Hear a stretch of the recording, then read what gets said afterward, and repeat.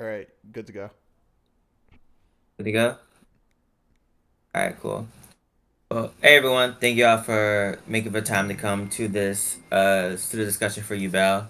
This is just a chat stream, kind of similar to one like the yesterday for Heroes, where we're gonna discuss Yubel.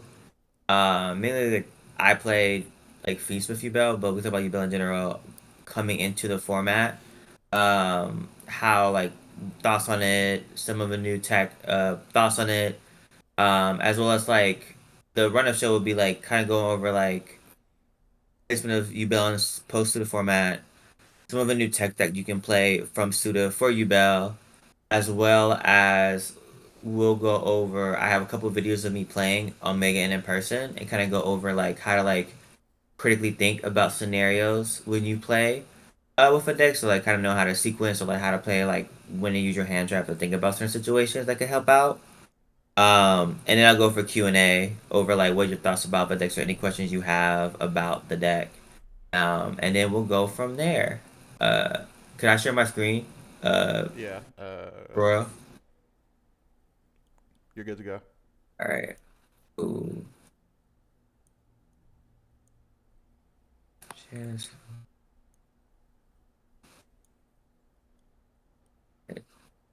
Cool. Let me sign back in. I'm gonna show like my deck list that I had for the first discussion. So this is my deck list. Can you guys see my screen?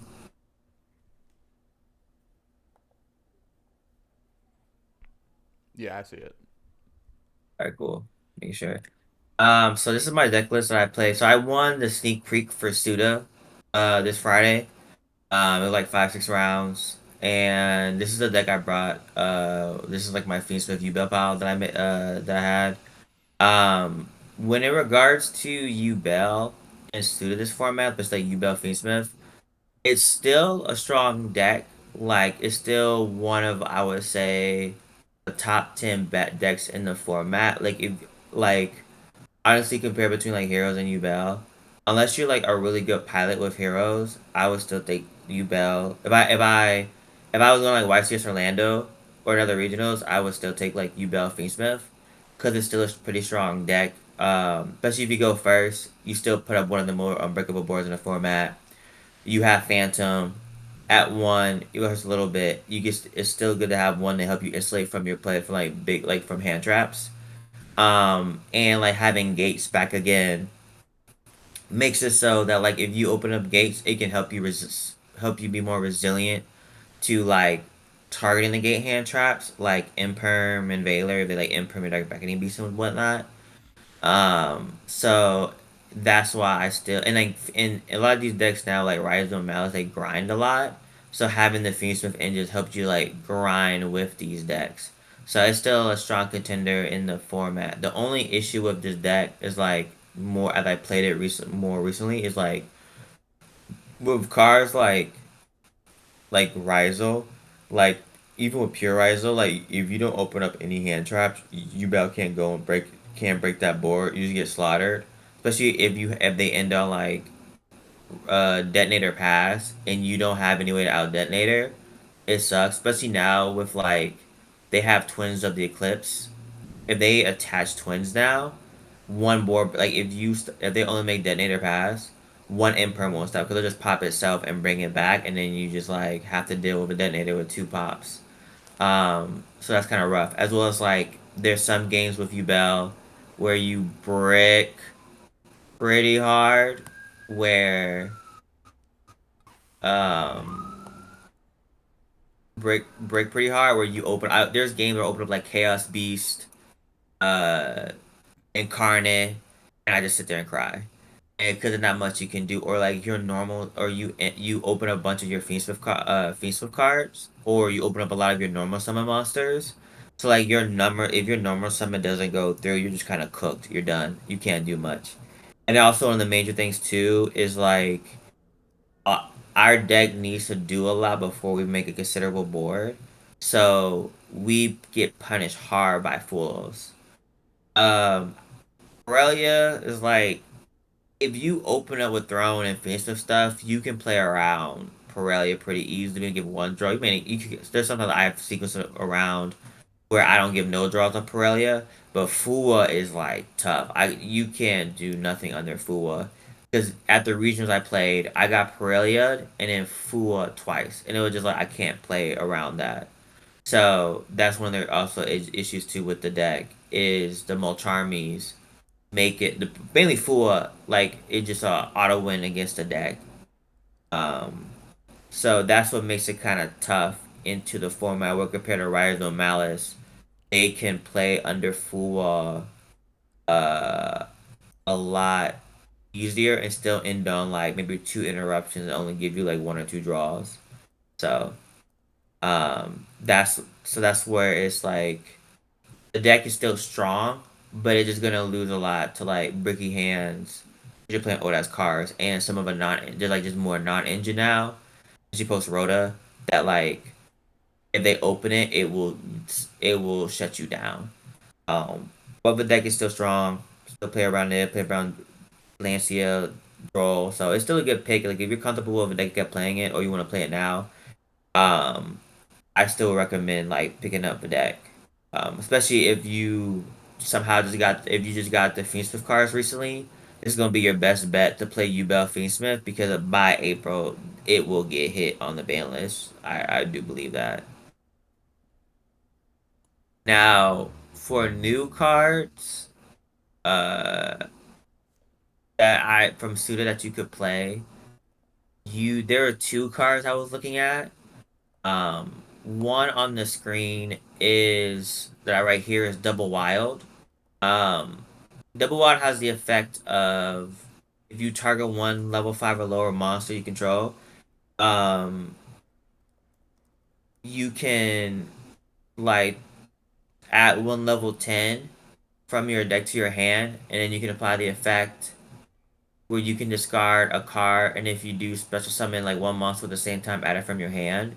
Um, I was looking at this card because I could see it as a way of helping you extend. So like if you had to normal summon like one of your like Fiendsmith cards like Lacrima or Lurie or like Dark Beckoning Beast, you can use this card to like get to your spirit easily, or it just says discard like one card for someone with the same type. So say for example, if you have Lotus in hand, you can just like grab a spirit or Yubel, discard the Yubel, and then summon the Lotus in hand, and then you get that to your plays. So something I wanted to test out because not bad. Because I thought it'd be another way to help the deck push more, especially when like you are very like have mainly your normal summon monsters. And it came up to me in the sneak peek where I used it early and it forced out interruption like an Ash. So it allowed me to go into my Fiendsmith plays to get to like my Yubel combos. So it's definitely like you said, there's more testing of how to play with it. But I really liked it a lot as another extender for the deck, especially for pure Yubel. I think also good with pure Yubel too. I would play this more if I would play more pure Yubel like 2 or 3, but mainly make at least 2. I feel like it's really good to help you if you play Dark Beckoning Beast and it gets imperm. You can at least like do double wild to target Dark Beckoning Beast and then get to your spirit, or use it if you have like Lotus in hand. Just to add Yubel to hand, discard it, summon Lotus, and then you can just go into your Yubel plays. So it's I think a really great extender for the deck that I would recommend you experiment with, regardless if you play pure or like Fiendsmith variant. To help you give a little extra push for the deck.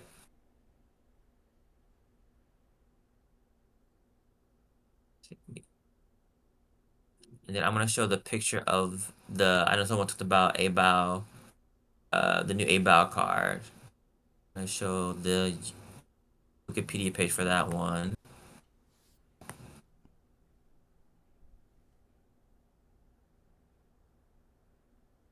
But there's a new link for that was made. That was in SUDA. It's a Qual, the Lightless Shadow.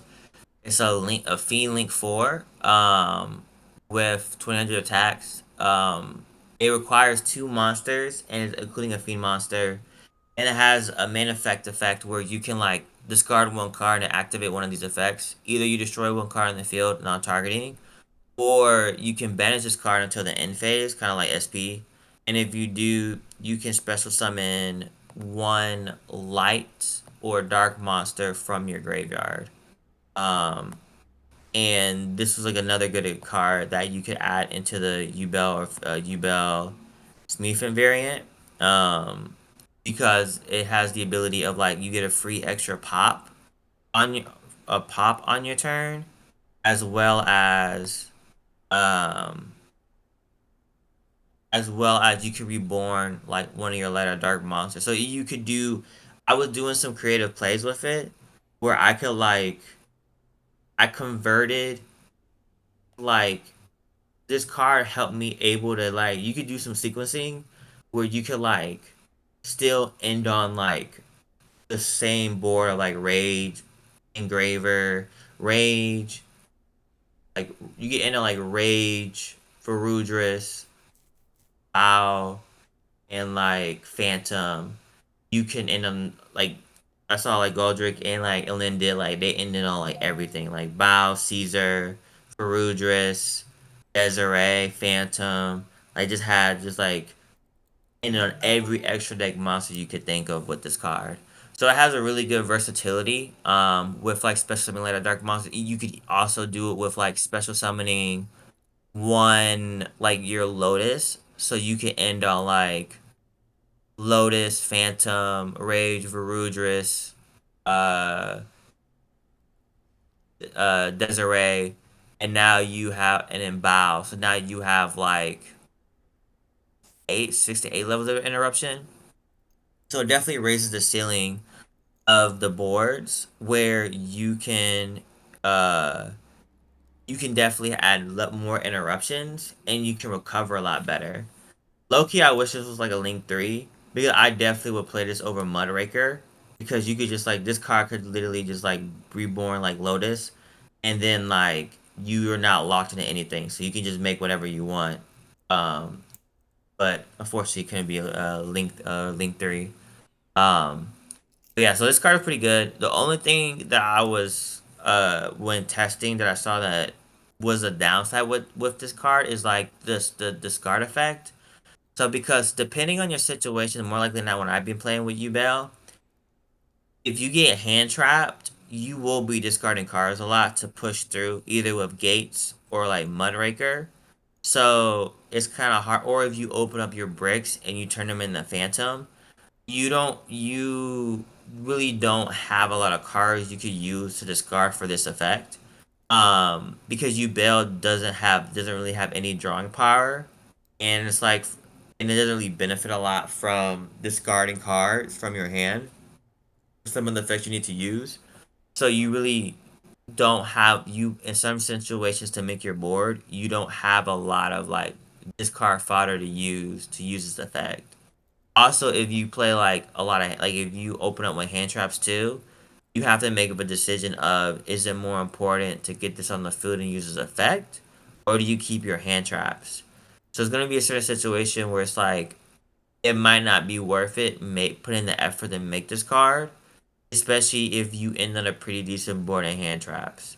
So it's like I don't think it's a card that will be necessarily on all the boards all the time, but it's more of like if you have the resources for it, it would be an extra level of interruption to have on your board and great recursion. Also, like the effect, because you have hand traps too, the effect of during your standby phase, you draw a card equal to different monster types in your graveyard. That would just like fix your hands. So like if you like you had to use like Niv, Valor, Ghost Ogre, and then like you would draw like 3 or 4 cards, and then you could just fix your hand and put the 4 you don't want back. So it help you fix your hands as well. Um, I personally like if you can get it, I will get. Like it wouldn't hurt to try. I wouldn't break my bank trying to get it right away. I don't think it's a need to have card, but it is a card that does raise the ceiling of like the board you can make with a deck, as well as like if you open up with like gates and make sure Gates plays a lot stronger, where you add an extra layer of interruption when you open up with like the when you open up with Gates, because instead of like you having to use like Aerial Eater and Sequence to make Mudraker to get out your Lotus, you can use Aerial Eater and Sequence to make Yama, or you could use like Sequence and maybe Yama to make Bow, and now you can end up like Veruja's Bow, Phantom Rage. So it makes your like Dark Beckoning Beast plays a lot stronger. A lot, a lot stronger with this card. But the issue will be, well, the issue will be that still is this card, like, because of the amount of discards you have, you will have to uh you might be situations where you might not be able to use this effect. So just keep that in mind. Um in regards to where to place it, that will be a personal preference. I think if I'm playing this card, from my experience, I would replace this with Necroquip. Um, because Necroquip is not a bad card, it's still a good card. But I only really make Necroquip if I'm like hand trapped to death and I just like make Caesar. Or if I have extra gas, I'll make it just as an extra interruption, because we're in a field format people playing fiendsmith. So I can take their fiendsmith engraver. So it's like Necroquip is a card that's like situationally good. And so I don't mind. And then when I usually make Caesar, I usually make Caesar like Air Eater, Engraver, Air Eater, or Rage. Um, so I don't. I could see myself like, if I want to play this card, I would cut Necroquip. You could also too, like in my build, I play Agnum Day, the Feast of Link 3. However, I wouldn't cut that, because even as a sneak preview, the card came up way too much. Where it's like, if you open up like, if they don't have no monsters on the board, or if you need to break their mediocre board, like a gun day does so much to help you break their board on OTK, that it makes it easier for me, where I don't have to go into my Yubel lines um to make plays, or like do a lot of stuff to like OTK my opponent. It's just like I get to do Agnum Day, Ishavara, or like another big monster, and just like break their board at OTK for game. So for me, I would keep Agnum Day. I like the OTK ability of that card, and replace Necroquip a bow. But it's up to you. I think for flex spot, if you want to play a bow, I would say you can either cut the Necroquip or Agnum Day. Add in there. And then yeah, and then that's kind of like the only two cards from the set that like I could see Yubel playing um in their deck post SUDA. That do either double wild or this card epic wild. But before I go, do anybody have any questions? Do you think it's feasible to, given the extra deck, to fit both Abow and Muckraker, or is it just kind of like you would rather If choose one over the other? you have to play Muckraker, because you won't have the link bodies off of like, if you play Fiendsmith, no, if you honestly, for pure, maybe you could cut it possibly. In Fiendsmith Yubel, you still need Mudraker, because off of Engraver alone, there's no way for you to make that link 4. Because when you go the Engraver, you go the Fiendsmith route, you'll end on like Sequence and Aerial Eater, and you won't be able to get another body to make like a bow. So you still need Mudraker, because you could turn Sequence and Mudraker to Sequence and Arrow Eater to make Mudraker to get to your Yubel line. If a bow like a link 3, oh yeah, you can cut Mudraker. But you won't have, generally with only Fiendsmith. If Fiendsmith is your only starter, you won't have enough bodies to get to a bow. All right, fair enough. Do you want me to pull up the video, or did you have some combos to show or something? I'm gonna show videos of like critical, like from YGO Omega, like of the meta decks I played. Cool, cool.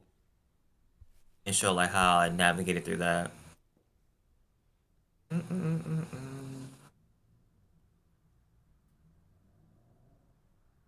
See, do this one over Rhizo.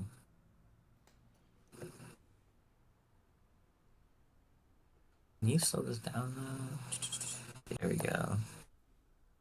So I'm gonna show some combo plays, like interactions I had with different decks to kind of show like my thought process around playing these decks. Kind of more like how to quickly think around when you interact with different, like how you interact in the boards. A lot of times, like to really elevate yourself as a player is like you have to really understand the game state of the situation you're in, and then kind of like do like critical thinking skills to analyze what is the best play to make or the best route to make. Sometimes it's gonna be easier than others because like so with certain hands that you have, it'll be easier to make certain plays, and then with certain hands you have, you're just gonna have to make an educated guess and like put them on better habit. And learning that will help you like with your wins, because I struggle sometimes with like trying to make the most perfect play in a situation, but I've learned over the time to like analyze the situation to be like, what is the best play to make in the moment, and then go from there. Because sometimes with Yu-Gi-Oh, there's so much variance, and you don't know what they have in their hand. That you got to make the best case interaction of what you know, and then just go from there. Usually, like it works, and sometimes it won't. But you just got to put yourself in a position where like, okay, I can still play, I can survive another turn, or or analyze, okay, can I OTK them this turn, or do I just commit to like breaking their board, establishing a board, and going from there. So knowing based off a situation is really good to understand. And I will show a couple examples of like critical thinking of a situation with like some of the with like Malice Rizal with Malice against Rizal, and then I have like a live duel I did against like Burmels I'll show. Let's go. I'm gonna share my screen real quick. Uh,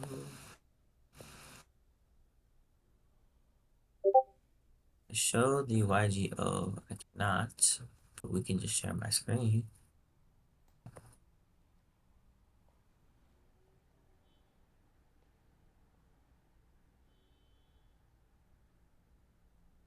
All right. Bro, can you see the YGO? Oh, the YGO. Yeah. Alright, cool. This is a match I did against Raizo Fiendsmith on YGO Omega. Let me slow down a little bit.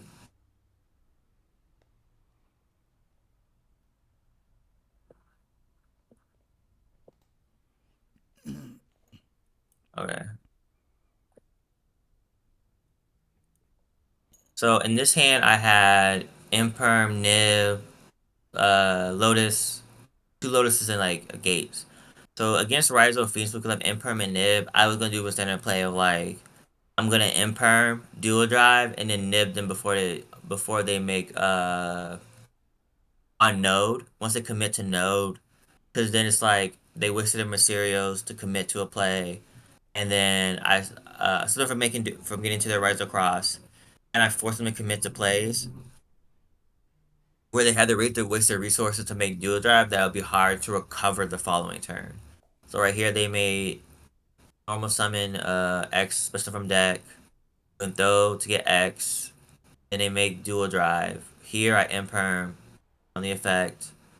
Do Riser, they make a best dweller for whatever reason. They do node, they summon a monster. On this interaction, I nib them. Because okay, they committed to node, they use the resources, they have two cards in hand. Alright, nib them right here. And then yeah, and then they couldn't do nothing else. They use talent to draw two, set one pass. So now I'm dealing so I drew into throne. So now I'm like, okay, they got two cards in hand, they have no one in the grave, they got one set. So let's see what happens here. So first is I do yes, I did throne first. I want to bail to Ash. So I was like, let me see what they do, because either I get Phantom or I Ash bait them. Because I was like with this back row set here, since I have these two cards, like I didn't really care if it's an imperm. If I do Gate Summon, get to Lotus, um, if they impermanent, it doesn't really matter because I link it off to Amirage, and I can just discard, use Gate's effect to discard Lotus to bring back Lotus from grave. So he Ash Throne, and then use Gates to get Dark Beckoning Beast. A normal summon. Hey Veiler, see he Veilered that one. So in this situation here, I'll like, all right. He has 2 cards in hand. He used. He has 1 unknown. He has a nib token. All I have to do in this situation is to like attack into his nib token. Especially I've thrown 2. I knew in this situation all I need to do here is to get to Lotus, to get to my Yubel lines, and he's cooked. So I made the decision to make SP in this situation because I was like, all right, I want to get rid of this card right here. What is this back row? Is it imperm? Because if I get imperm on the Lotus, then I'm screwed. So I was just like, I need to get rid of that back row so I get to my lines with Samsara. So I made SP and it was Solemn Strike. So my card's destroyed, and then I bet. So he has no cards in hand, no cards in grave that affect me. All I got is a big nip token. So then I just do that and he surrendered. Because at that point, um, I was going to go full combo and just tack it to a nip token for game. Which is a great thing about the deck too, is like I like the deck for Yubel because you don't have to commit to making the wombo combo board, especially when you're going second. Especially against like Rizal, like if they have a depleted Rhizome monster or they can't activate their effects, you just go into your Yubel lines and just attack 3 times and you go for game. So it's really cool sometimes think about like with the deck, you don't have to commit to making that board. You just get it to your Yubel monsters and then just attack it to a big monster and win for game. And then I'll show one more with Malice. And this is a situation where I open up like a mediocre hand and I had to make a play where I had to bait them out to make a play. So here's the Malice example. All right, let me start right here. Let's slow the game speed down.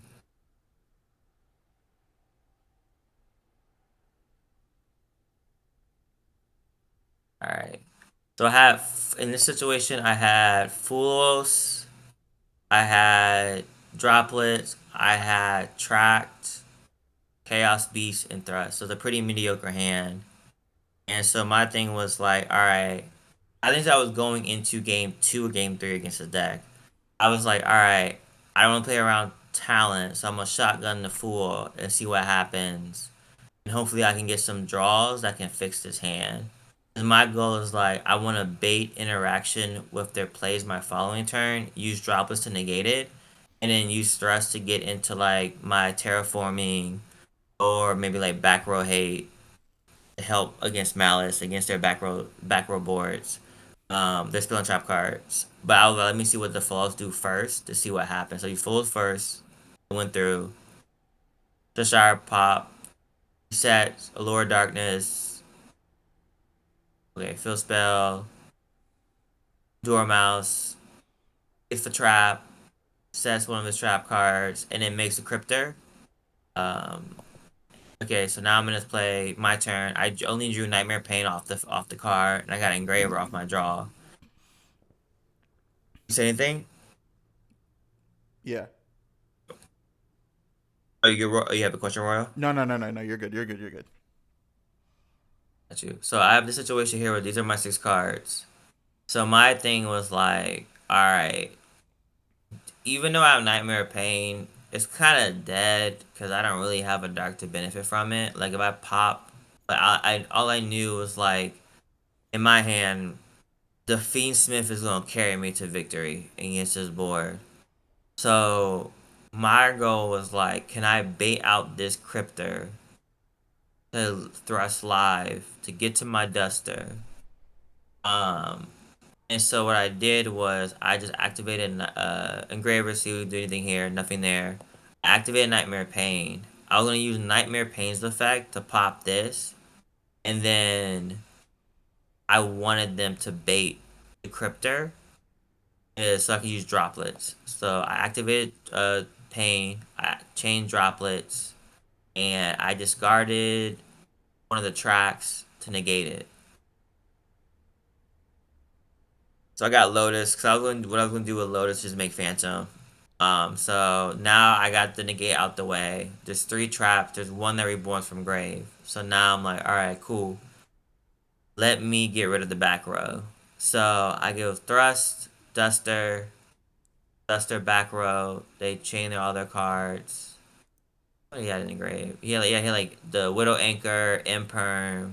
So I got rid of the back row hate that would have harmed me.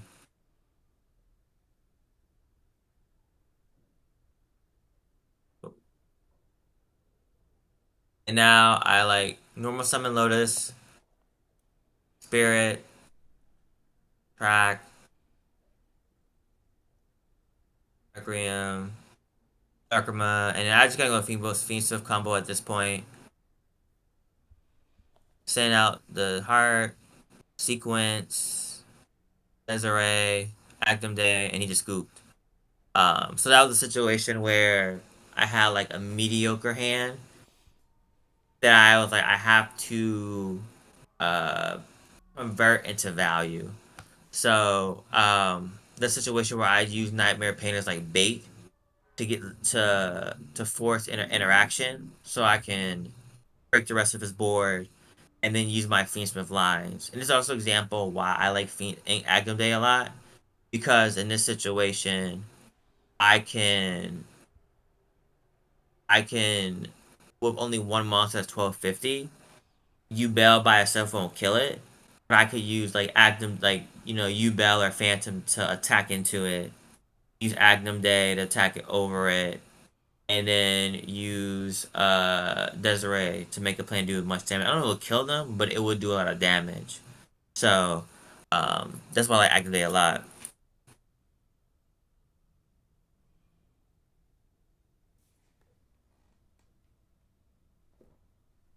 I got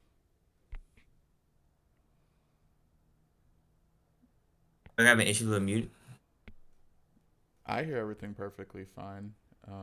It might honestly be just you, but I don't know how everybody else is doing.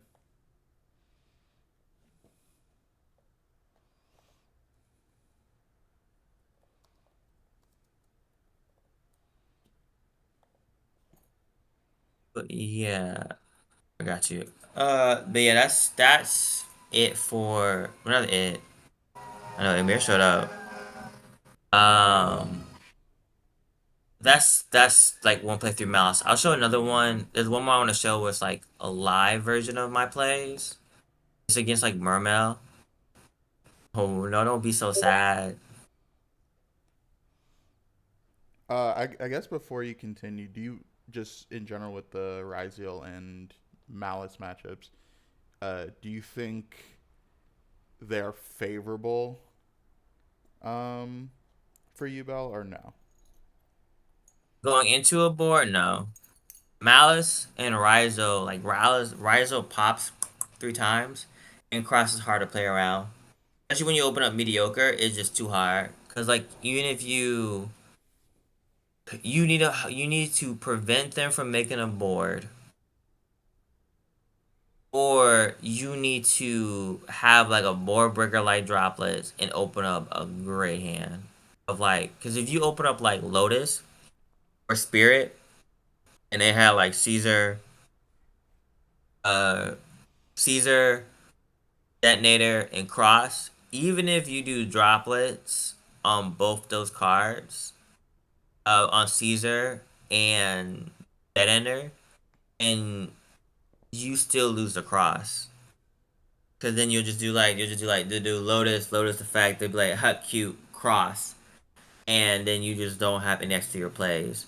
So in my situation, I prefer them not making a board for cross for Rizo because it's just easier to play because you don't really want to play under a board as much because you really need to open like a board breaker plus like multiple extenders to push through that board. Because if not, even if you break if you negate their board, they still have cards like Feast of Paradise and Cross that will eat up your mediocre hand.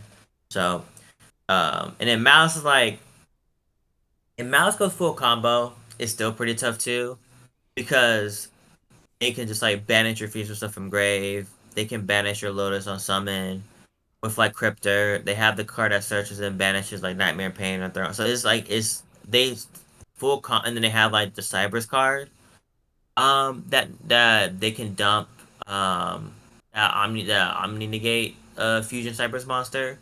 And then now post SUDA, they'll be playing a Mal as well. Like I think one thing that will happen to a Malice is like Malice will now be playing more fiendsmith because now in sequencing they can get to A-Bow, and A-Bow helps them so much in reborning like their like Malice monsters, especially their Link monsters. So because of that, they're just gonna be a lot stronger. Like the Malice boards will be a lot stronger. So it's hard to go into those boards. Now going first, same thing. Like if you make full combo with both, like, and the same thing when you build, regardless of the decks, you bail into most decks going first. If you go in uninterrupted, you most likely will be winning that game. Like you bail still puts up one of the strongest boards. So like if you go first against Malice or Rizal and you make your board, they can't break your board. Rizal has an easier time with if they open up more gas. But regardless, if you don't sequence your cards right, you most likely will be beating a Rizal Malice board going first. And just going second, just like we don't off of gas alone, you won't be able to beat uh Malice and Rizal off of this engine. You needed some way to either hand trap them before they get to like their board, or you open up like a board breaker plus like Lotus, Throne, and like Fiendsmith. And then aren't Malice like more likely to run either or Kashtira cards or Bestials, so, which I imagine also hurts. They do run Bishals. Every deck, no. The thing also too is like in this format is like everybody's running Bishals, even Fiendsmith. Because everyone's playing, even not even no even Rizal, because everyone's playing Bishals now. Everyone's playing Fiendsmith. People are playing Bishals. They even playing the Lubellion package too, where they like Lubellion to get to like Magnamut banishes like one of their offensive cards, or like no, they ban it. They do X they banish their Exciton, and then they do Lubellion and make Regain, because Regain is such a strong card to get the draw. So they some decks will like play that to get the draw off a Regain. Or when they play against Malice, say for example, Malice banishes their cards, they do Chainlink 1, Dead Mouse. You can do Chainlink 2 Regain, shuffle back the Dead Mouse, and then you draw a card. So they're also a great counter against the Malice decks. Um, so that yeah, so more it's a lot almost the two major decks and a lot of decks in my area are playing a Bishul package, and Fiendsmith. So when it comes to Yubel, like going into boards, like it is a little bit tougher. Bishuls are not that terrible in my experience. It's like experience. It's the issue of like if you only open up Fiendsmith lines, then yeah, it's tough because if they bish you at the right spot, it's hard to play through. If you only have Fiendsmith cards, one Bishul at the right time can just stop your plays. If I open up Amazing, then I really don't care about one Bishul. It doesn't really stop you. You might lose one interaction, but you still make a strong board. It's more of like Bishul plus everything else, or Bishul with a mediocre hand what really crushes you. All right, cool.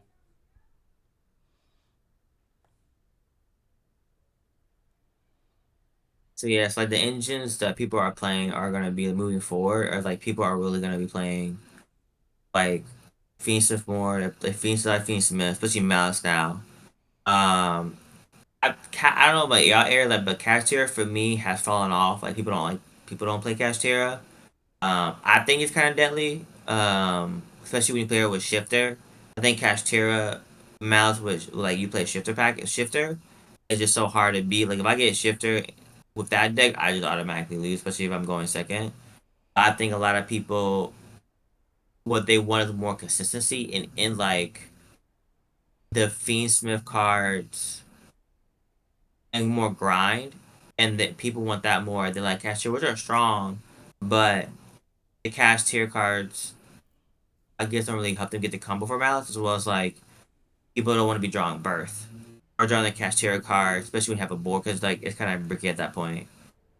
So I don't, for me, see a lot of people playing the Kashtira. If they're playing Kashtira, and more people like Kashtira build because they're not gonna invest in a Fiendsmith card, which is fair. But you'll see a lot more people gonna play like a Fiendsmith variant of Malice moving forward, especially if they want to play like the because of the new Link 4 Fiend.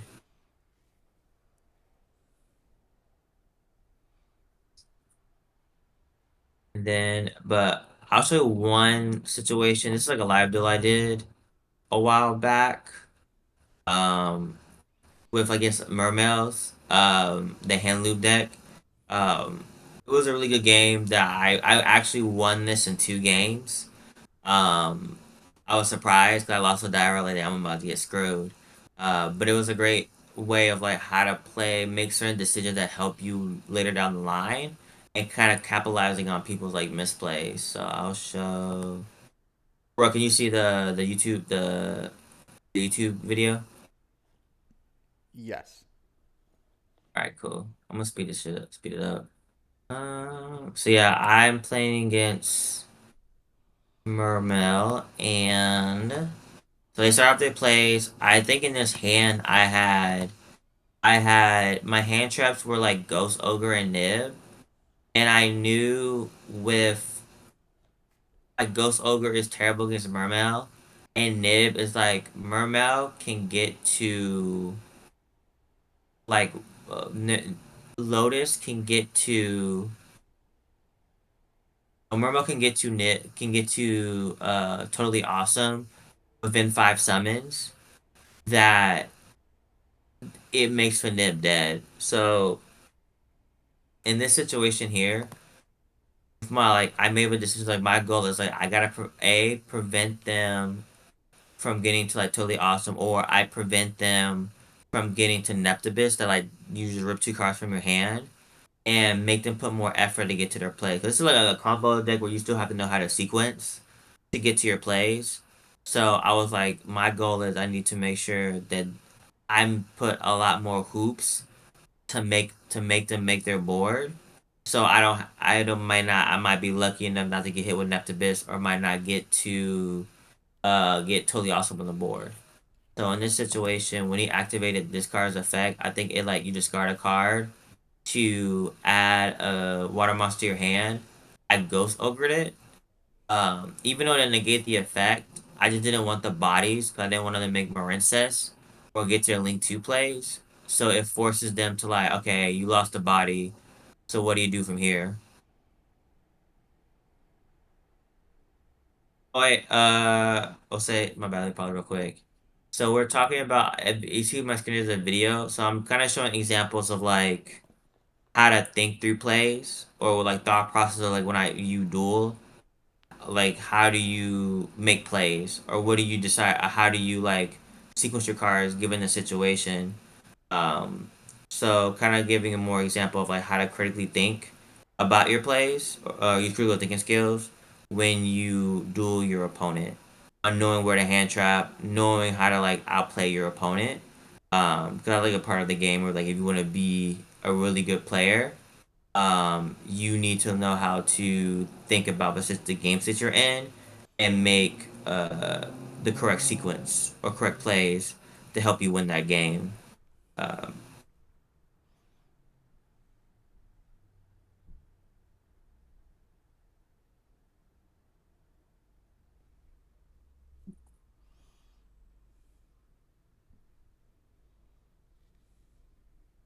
I only play TCG.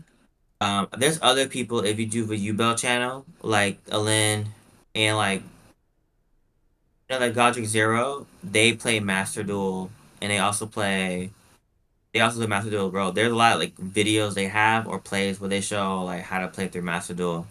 As well if you want to see more videos on that. I for me I only play like I like playing in paper So I mainly stick to the TCG.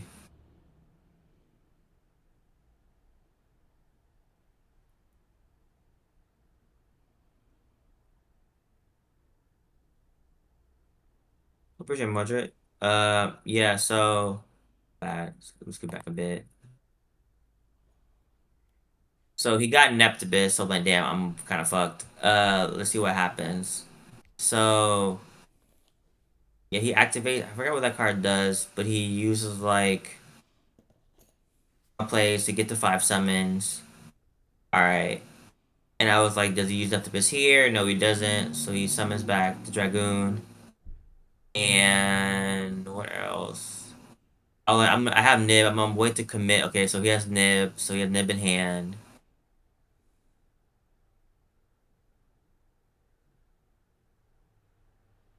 So at this moment here, before he makes anything, he already normal summon. I'm the guy in white. My bad. I'm the guy in white. My apologies. With the Yubel mat. Then once he make Bahamut Shark, I nib him right here. Okay, he gonna make Bahamut. He committed his plays. I'm going to nib him right here. So he can't link off, and also because he has more than 5 waters in his grave, I can't get hit with Neptibus. So he has a set one and pass.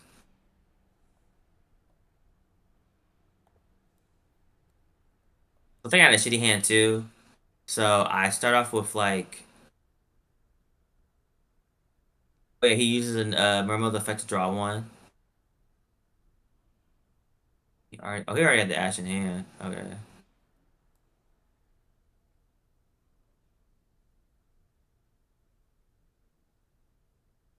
So he asked my engraver. So like, then what do I do? So I had to make a decision where I had to use like I normal summon Ash and go into my fiendsmith plays, which is why Moon is so good. So I use Moon, go into Requiem, summon out Lacrima.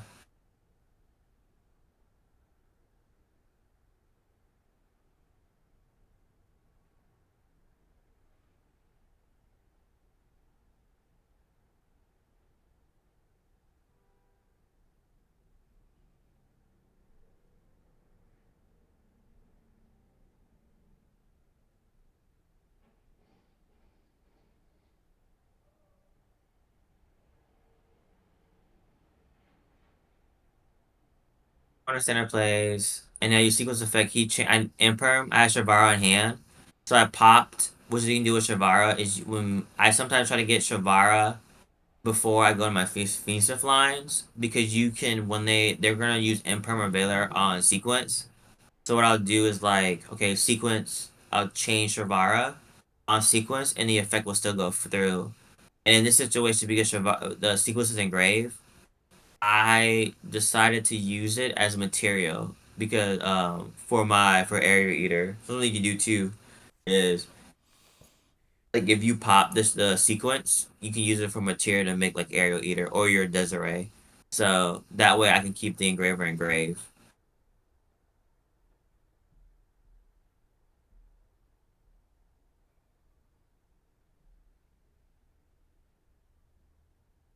Area eater, oh it's too bright. S area eater right here. Sorry for the glare. And I dump what did I dump here?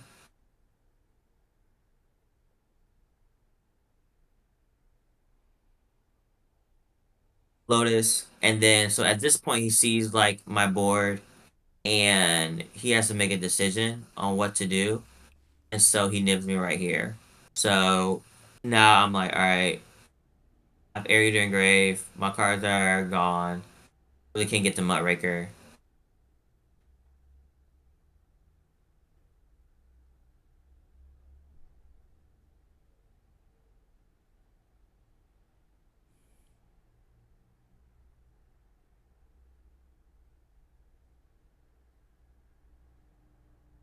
So I think I had Incarnate in hand, one of the Brookie hands.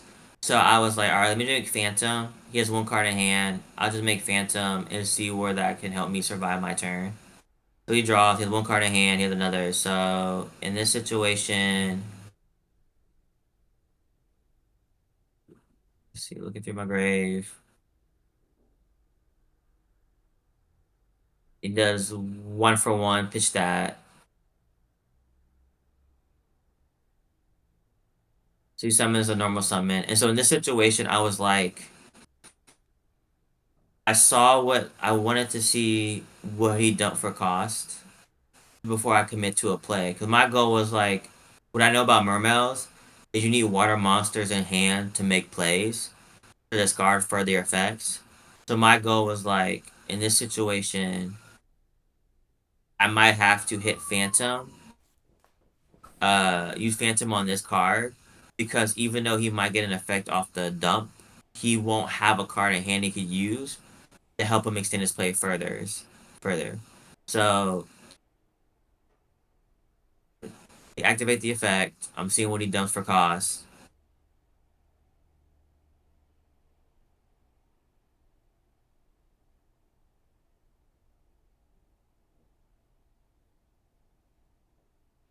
Shadow Squad. And I read Shadow Squad, I was like, okay, it locks him in the water monsters. So I just change Phantom. I'm like, alright, Phantom, um prevent him from adding a Atlantean card from hand. And it'll force someone Shadow Squad to special summon a monster from deck. But it locks him too. So I know like he really can't do much in his position with only like a Nib, a Lantian, and another water monster in grave.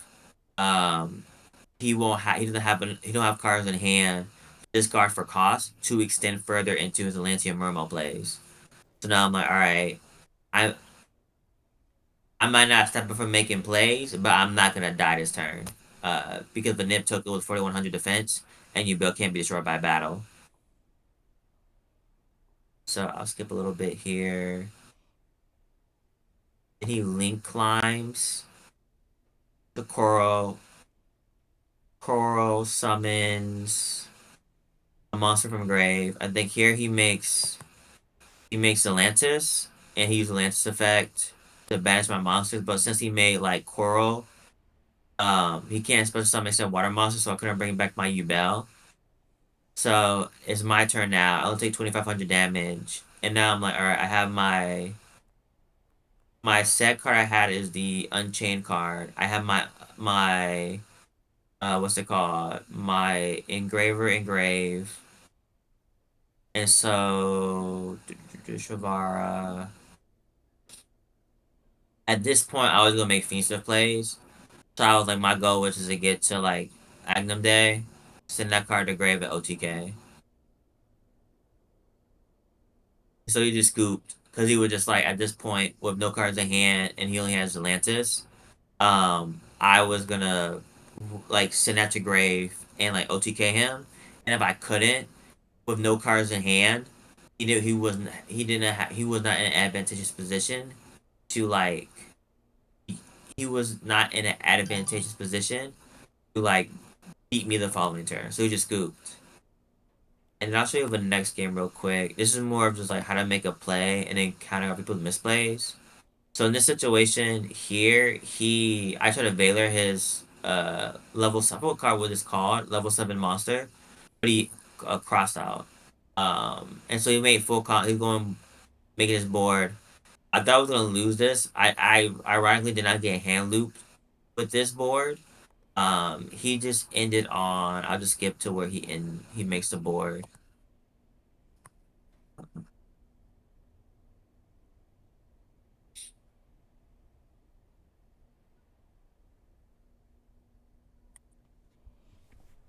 Okay, this is my turn.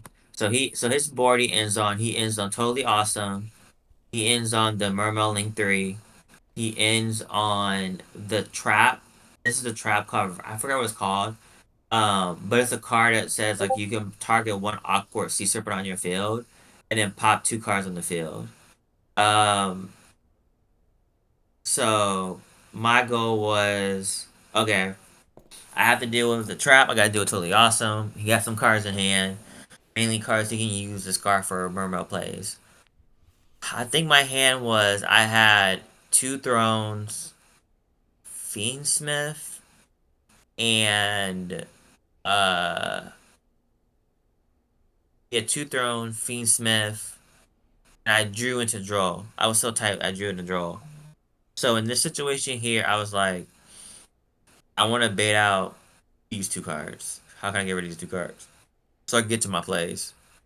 So first thing I do is I activate Throne.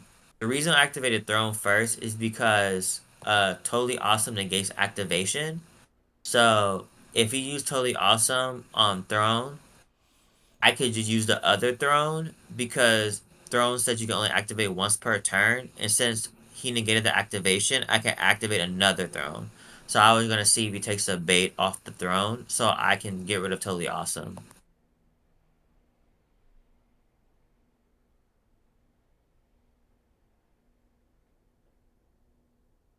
They're thinking, see what my lines will be, and was like,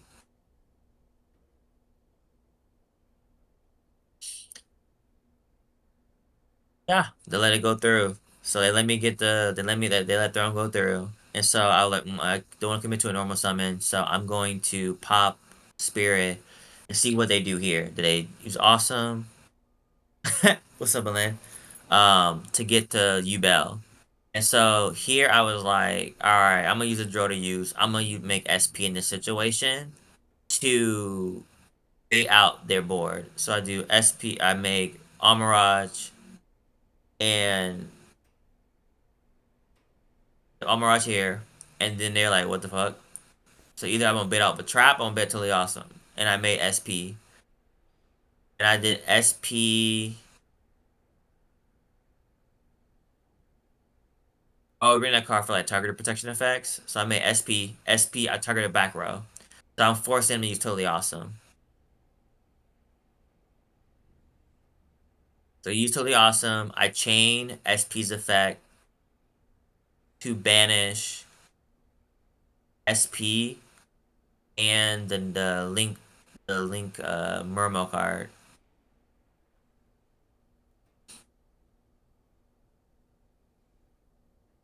Oh, yeah, I had engraver. Oh, I had gates too. Never mind, I had gates and engraver. So now I do engraver play, make tracked. So I go to my Fiendsmith line.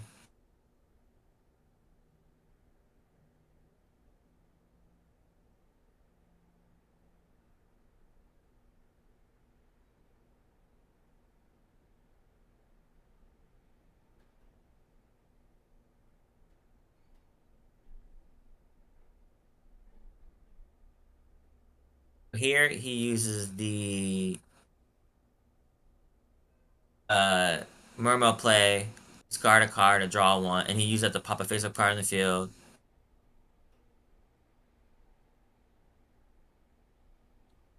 Then I use engraver's effect to shuffle back engraver.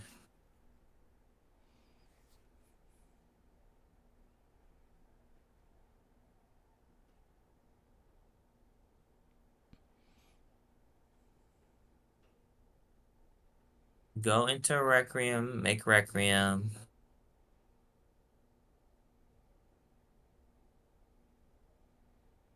Summon out another engraver.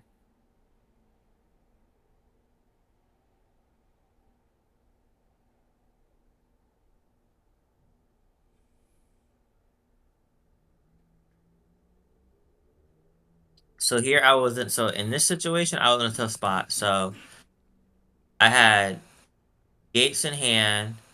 The only card that was viable was Gates, but I did not want Gates to die. But I still want to use it for like my plays. Because if I lost Gates, I could not get to that Spirit or my Fiendsmith combo. So I was like, I want to keep Gates live. So I kind of made a bait to see what this player would do. I shuffled back my Spirit in Yubel to make Phantom. And at this point, I was gonna check him to see what he does. Like, will he hit the Phantom? So he thinks about it now. I think he was waiting to use the trap on Spirit. He waiting to use that pop on Phantom. So he's thinking about it, and he's like, "What do I do here?" And so he used the trap, pops his card, and it pops Engraver, and he pops Phantom. And this is where he misplayed. Because he did that, I took the gamble, and because he hit Phantom, Throne's effect was live, and I got to Spirit.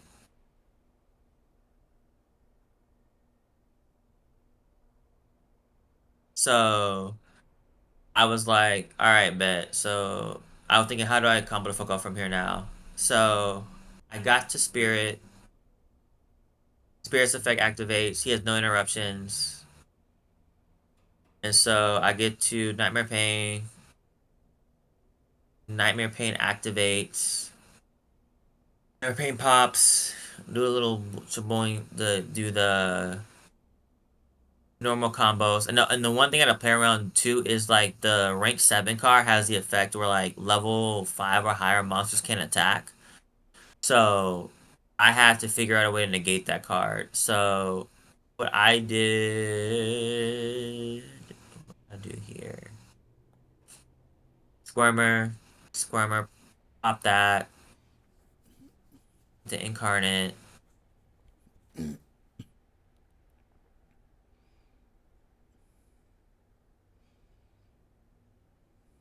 Where's my Incarnate? There we go. And then we link off Yama. Yama's effect. Javara. Then we activate Gates. Gates search out Dark Reckoning.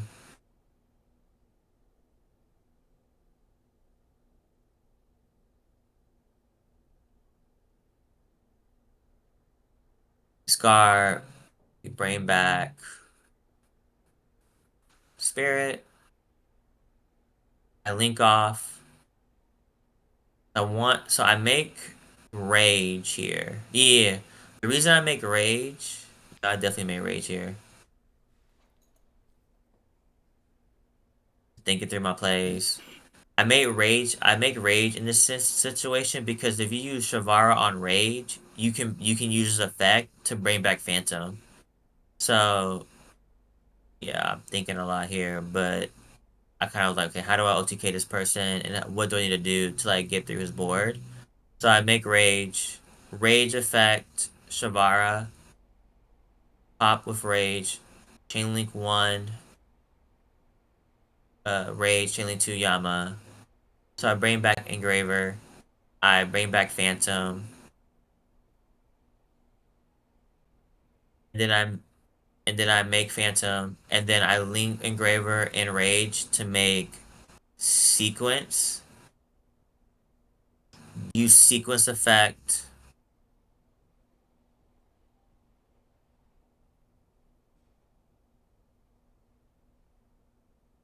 to make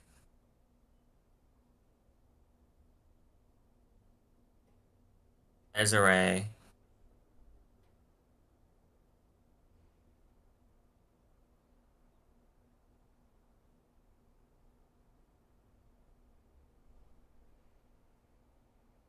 What do I do here? Yeah, I link off for Agnum Day, and then I didn't shuffle back out because I wanted the bodies with sequence just in case I didn't OTK.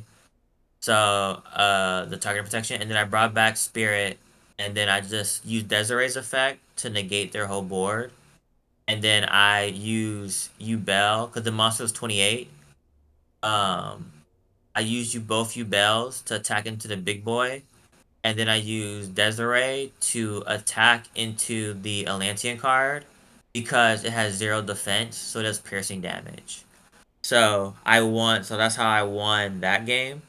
Was in that situation, I had to along the flow think about how do I make my sequencing in plays, and I put myself in a position where it's like all right, I gotta take a gamble. This is the best way I can play. Um, and so I was like, people don't really understand how throwing works sometimes.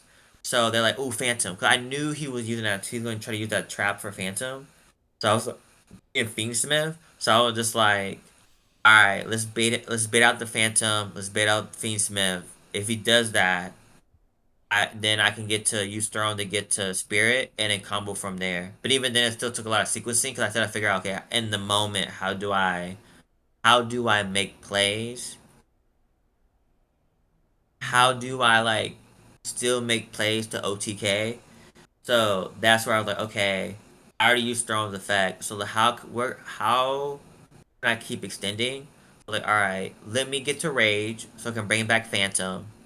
Um, let me let me use, instead of like using the standard play of like Shavara pop Spirit and then doing like the whole wombo combo of like uh Yama 1, Spirit 2 to get to Varudras. I'm like, no, no, no, we need to get to Desiree to negate his field so I can like attack him and win for game. So I kind of like pivot plays to make a board that fit that situation. Because sometimes I think people get stuck on a standard combo line, and in certain situations like this, you're gonna have to learn how to like pivot or just kind of go pivot your plays to get where you need to go.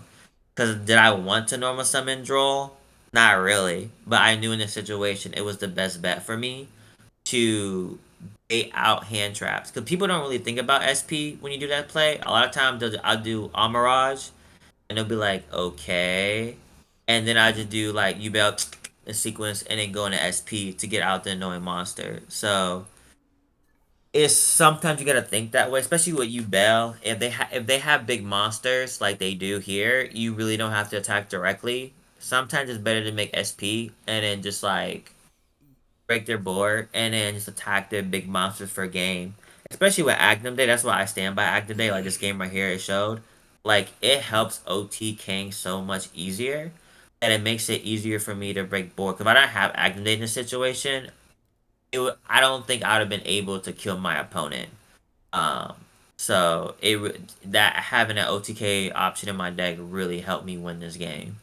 But those are just some examples of like what these three games, how to critically think about your board and like how to like play through different situations.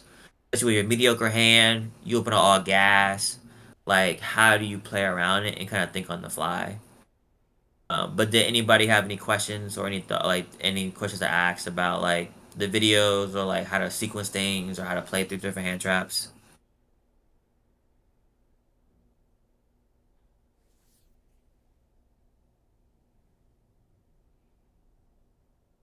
I think we have the recording, right? Yeah, I'm recording it still. Yeah, so you're good, Will, and you'll see it. Yeah, so I talked about the other stuff too. Yeah.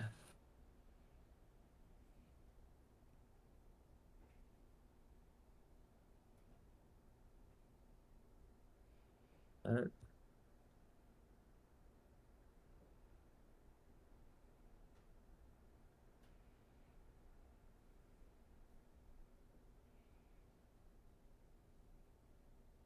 Atlantean is like Ash Imperm.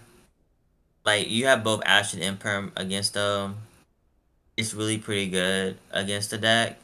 Um, like if you have those two hand traps, Ghost Ogre is ineffective. Droll kills them. Who else is effective? But it just depends on the board they. Cause you can still end off stuff. Like if you open up like Ash Imperm with like Nib or like Droll, you really win against that deck. Um, if I Ash Imperm, I usually Imperm the normal summon, and then I might Ash maybe like they tend to have on the field. Just depends. Um, you need hand tap both. You need Nib as a hand trap. You can't if they have a good board, if they have a good hand, they can make Toad under 4 summons, and you can't hand trap them, and so so it's dead on arrival.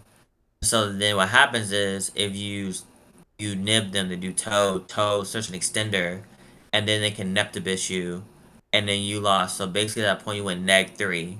You went -3.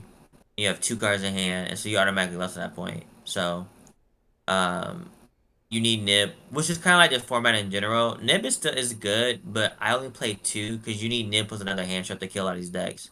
If you don't have Nib, if Nib like Nib by itself won't do a lot against a lot of these decks. But Nib plus another hand trap crushes boards.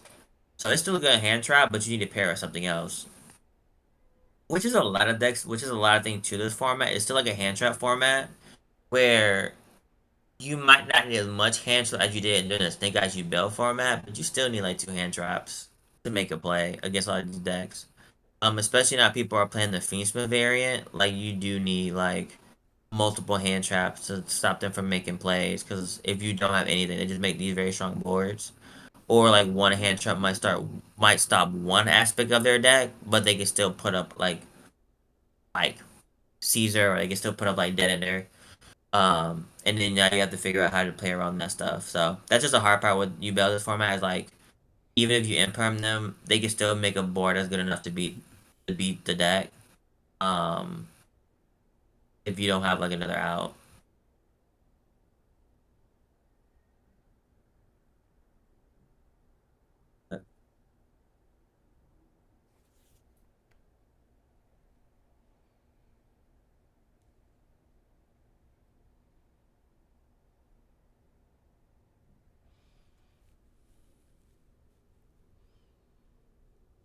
Also, Ellen, do you play Master Duel Yubel?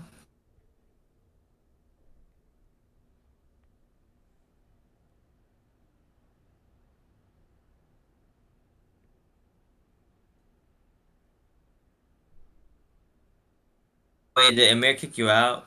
The Yubel channel?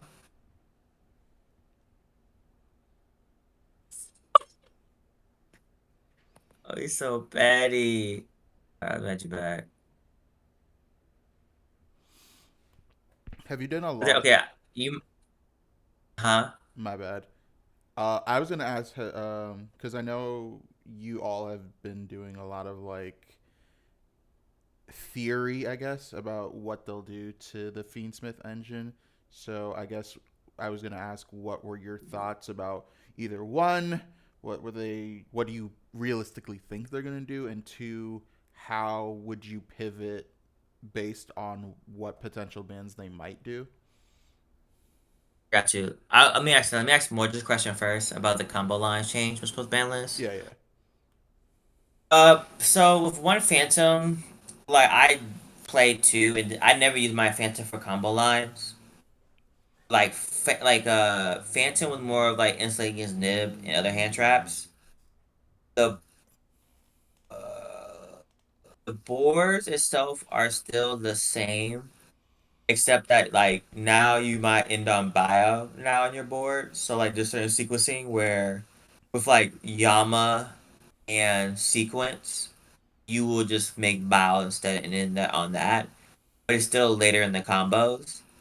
So you won't so like you still basically make your stand more like in your sequencing, make the link for bow, and then still end on like Varudris, Desiree, Rage, and Phantom. They don't really change much except like you might link off like you might wait a little bit to link off Yama in sequence to make the rank 4. Or in certain situations, what I was able to do is use like if I was Fiendlock, I would use sequence with like Incarnate and like Engraver to make the link 4. So I was just like like the link 4 with like Varudris and Phantom and Rage Engrave. I still gotta figure out some sequencing though because I feel like when you go for battle in certain situations, you are more prone to nib. So I'm trying to figure out how to optimize how to get to a bow without committing a lot to it so you still end on your board, the strong board. Because in theory I see how I could do it, but it feels more I'm playing more into a nib before I get to like Phantom or playing more into my board before I get to my monsters to get to my standard play. I need to figure out how to optimize it.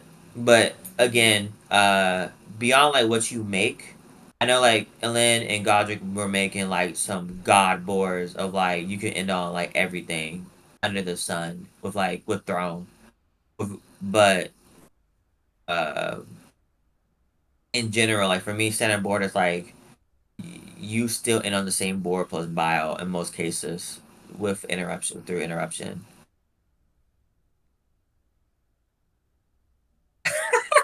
He's begging. Um, I add you. I'll miss you. Add you back, Aurora. Add you back. Um, see, but for my thoughts on the ban list, so like my thoughts are they. If I was gonna say like what I think most likely will happen to Yubel, it's more like I mean to the fiendsmith is either they can go a couple routes. They can either just cut the engine from a lot of other decks, so they just ban Moon. And if they ban Moon, they don't have to do much else. In my opinion, either well, if they ban Moon and keep everything the same, then it makes it like people have to make a decision that like, do you want to play the Fiendsmith package?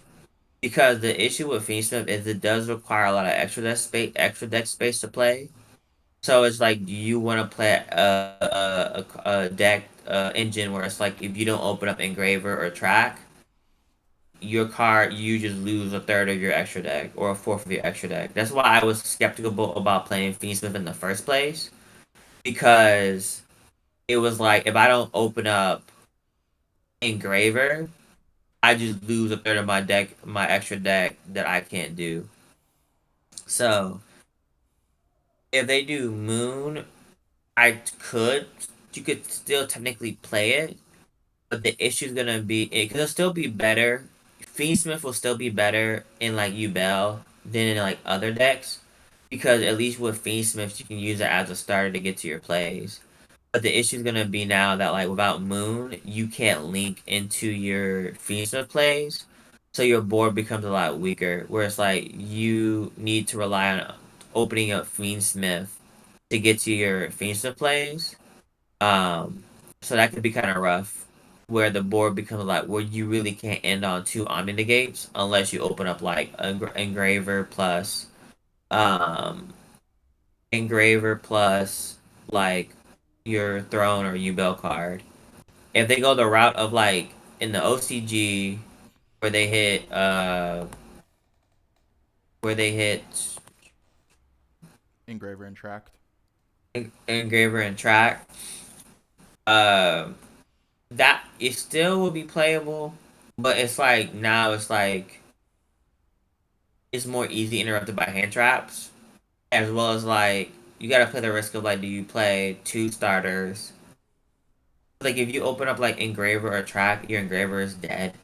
Like it just kind of like it just kind of ugly to open up two, and now you play like two cards where basically like one and like one starter technically in my eyes, and you play two normal summon cards. So it's just like at that point, I like more of like yeah, I like you pure you in the sense of like I might cut the Fainsmith stuff and just play like Sequence and Area Eater to make plays and just end on like the one Omni with Varudris. Or like with now with a bio, like you still have a lot more with pure Fiend stuff, um you can still if you're Fiend lock, you can still end on a pretty strong board. So at that point, is if they hit Tracked and Engraver, I could be like, you could just cut the Fiends with stuff if you want to. It's nice, but it's like if you're like, I want to commit to open up Engraver and Track, because basically like if you open up each, kind of the same thing as a starter. Like one leads to the other. You don't really have a grind game with Fiendsmith, and now you commit to two normal summon monsters you have to play. So I feel like it's like if it gets interrupted a lot easier, like you just lose your access to Desiree, or you lose your access to Desiree. I feel like you can still make Arrow Eater, but it just makes it a lot harder because with Biscuits running around that you just you lose access to that Fiendsmith engine, or it's harder to make Desiree. if it gets hit. So it was just me of a decision of do you want to play that 4 card package that's now weaker to hand traps. So they can still start for you, but it would be weaker to like interruption, and you more likely to not in a game in practice not be able to make your fiendsmith plays or have the same grind game anymore with like tracking engraver to 1. So at that point you could look at like, do I keep the fiendsmith package or not? And it's also harder too because at least in the OCG they have Lacrima, the fusion, so they can always bring back their engraver back, and Lacrima is not locked into using Fiendsmith engraver, so they can always just do like the fusion Lacrima, bring back the Fiendsmith engraver from banishment, and then make a play. We can't do that here. Uh, so that way, but and I agree, and I can see that too. Um, you can still keep it if you want to, if you want to keep the arrow eater package, because like if if you want to keep it for the engine piece, it's not bad because at least like if you don't play the Requiem and like the Requiem package, Requiem with like Engraver and Lacrima, then you just lose access to like using Fiendsmith to get to your plays. Unless you gotta jump through hoops to make it happen. So I see that too. I'm not saying it's not bad to play. I think it's still worth to play, but you gotta make that decision of like you gonna have to cut um you're gonna have to you can't rely on as much drawing off Fiendsmith to make your plays. But as a 4 card package, it's not bad with Moon because you can that makes it so that when you bail, you can always get the bodies you need to get to your Fiendsmith plays. So we'll see. Oh, Um, if playing Griffin, oh bad. no, no, no. Go ahead. Go ahead. Reproducts is cute, but Reproducts would be like kind of gimmicky in my eyes. As well as like Griffin. We could play Griffin if you want. But it just requires a lot of bodies to make. Like if you go Griffin to make Moon, like you could do it. I've tested it, but like because it's such a Link 4, it requires so many bodies to make. That's why Moon was so good because it just required 2 bodies. Like 4, I have to jump through so many hoops, and it might not be worth it at that point. What about to say? I was gonna ask if you would be like cool, like uh, showcasing some of like the stuff you've been working on in terms of like combos with a bow or just anything that you could show, um, like on Dueling Book or something. Do that. Uh-uh-uh.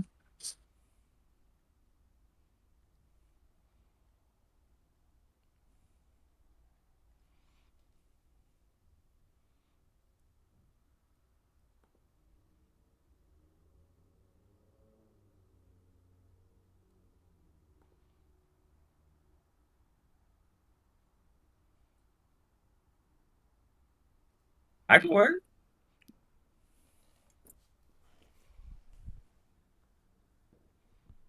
Maybe I missed him in the chat and then showing a combo of like him making reproductives, making Squirmer into like Requiem, and then popping off and then going to finish with plays. You can do that.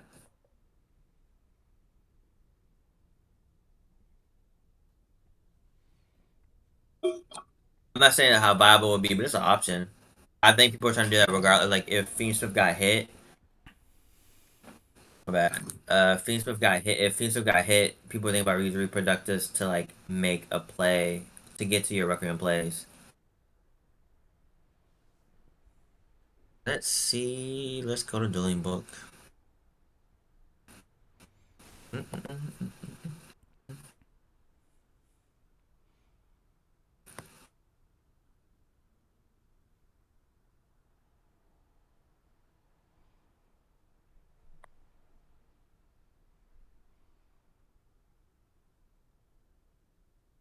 Wrong. So hold on, let me make sure I have the actual cards. Equip.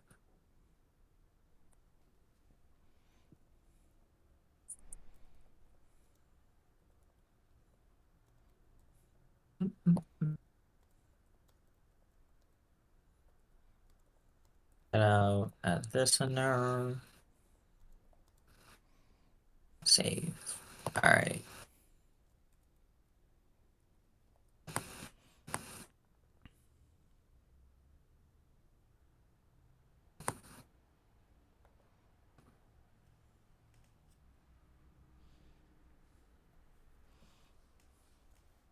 Share my screen.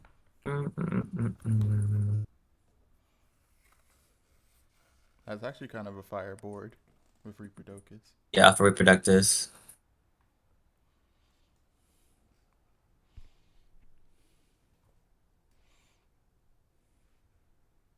Alright. See my screen dealing book? Yeah. Alright. Cool. Let me shuffle some back up. Bottom of deck.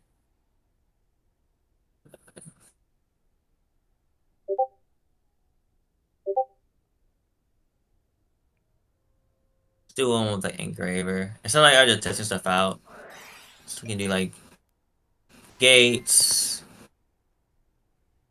Oh, bad stuff to face down. Go back top of that.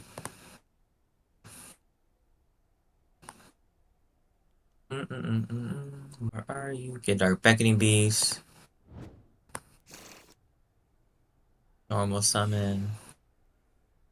Effect. You get Chaos. Brick.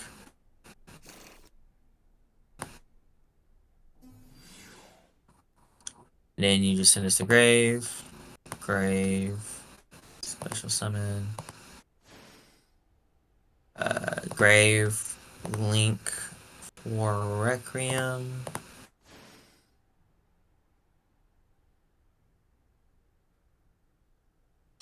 Oh yeah, I know this card. I was just like, there's a random card in my hand. I'll use this card.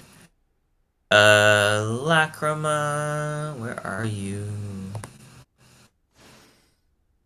Declare, Brave. We'll go declare the extra deck, and then we'll go summon, and then I'll go. I don't have my deck. It's fine. And then we'll go link these off.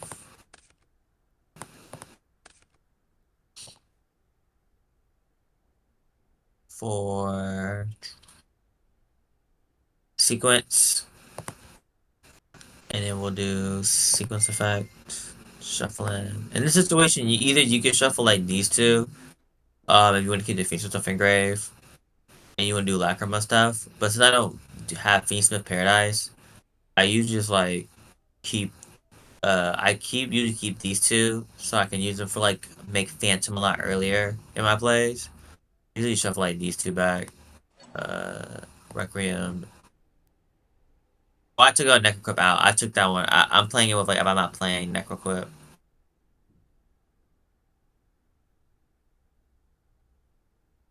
But if you did have Necroquip here, if I was playing Necroquip, I would definitely shuffle back Dark Beckoning Beast, and I'll shuffle back in Necroquip.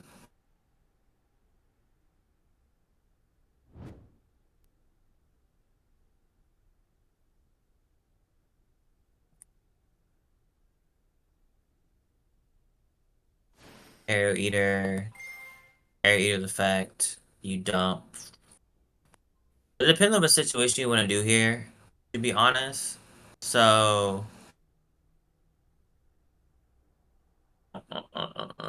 you can try to do more resources.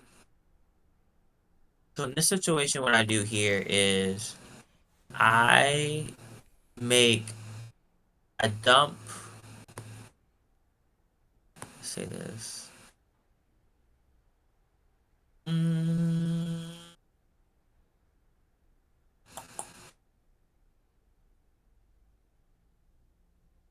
Yeah, that's true too. You can use well, you do kind of use the Yubel. You use Necroquip and a high level Yubel like Yubel to reborn it. So that's really useful too. It helps you like extend area to make Caesar. In this situation, we'll go. It depends on how you feel. If they haven't hit you here, it's all good. Something that they might wait for a nib. So something what I might do here is like I'll dump uh excuse me, spirit engrave. And then what I'll do here is normally I'll make grave, my bad. Grave to make Yama. Back up. Because my thought process here is, okay, we declare, is if I get spirit and I somehow get nibbed, like I'm okay with that. Because I can use Javara to pop the spirit so I can still have value. I can still get to make plays with Yubel. So I do discard something like random discard I have in my hand. Activate spirit, declare.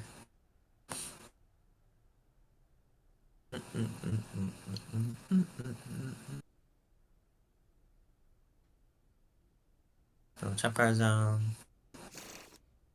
Activate player. Then activate the pop. Search.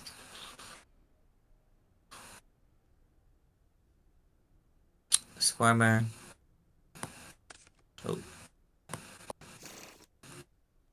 Add the hand. Oh, I'm clunky with DB. Alright, add back the hand.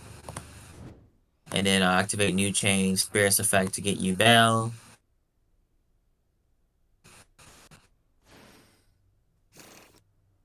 And then right here, you can do some stuff. So I'm gonna go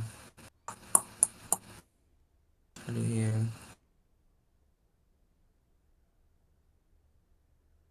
So at this point, they have a nibbed here. So what I'm gonna do now is I'll do declare for defense. Let me get all these out the way. Pop. Activate effect to get.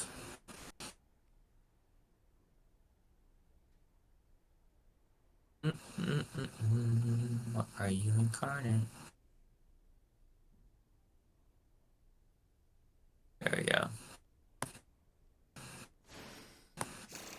Just to safe, we'll shuffle back. No, shuffle these back. Bottom of deck. Bottom deck.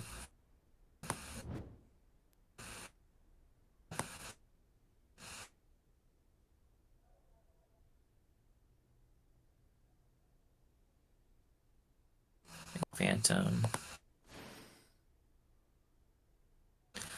So, to think of one thing when I ended on last time. I made either rage. No, I didn't make rage.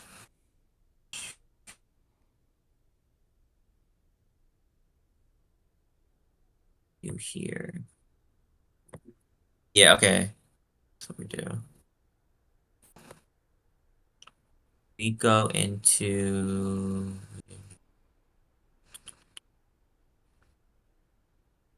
we link this off, this off. Now we're cooking. Yeah. What over there yet?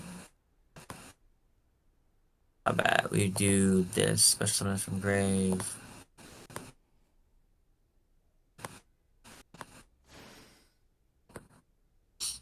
Take these off.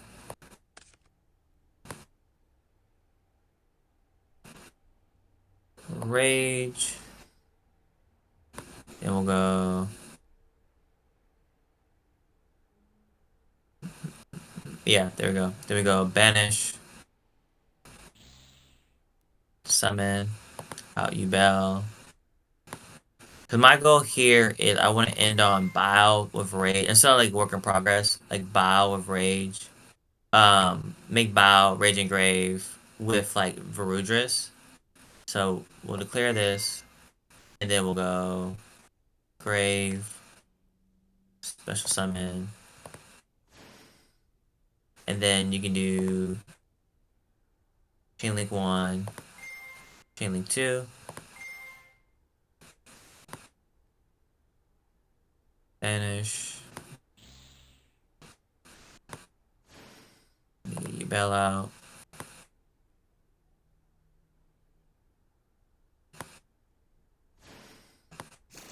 Then you can do this, do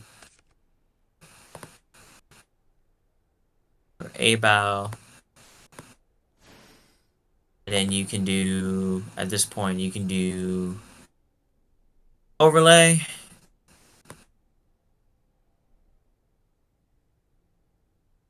Or Varudris. Defense mode.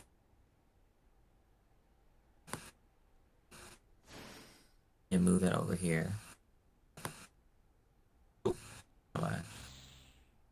I'm slipping. But yeah, you just make Varudris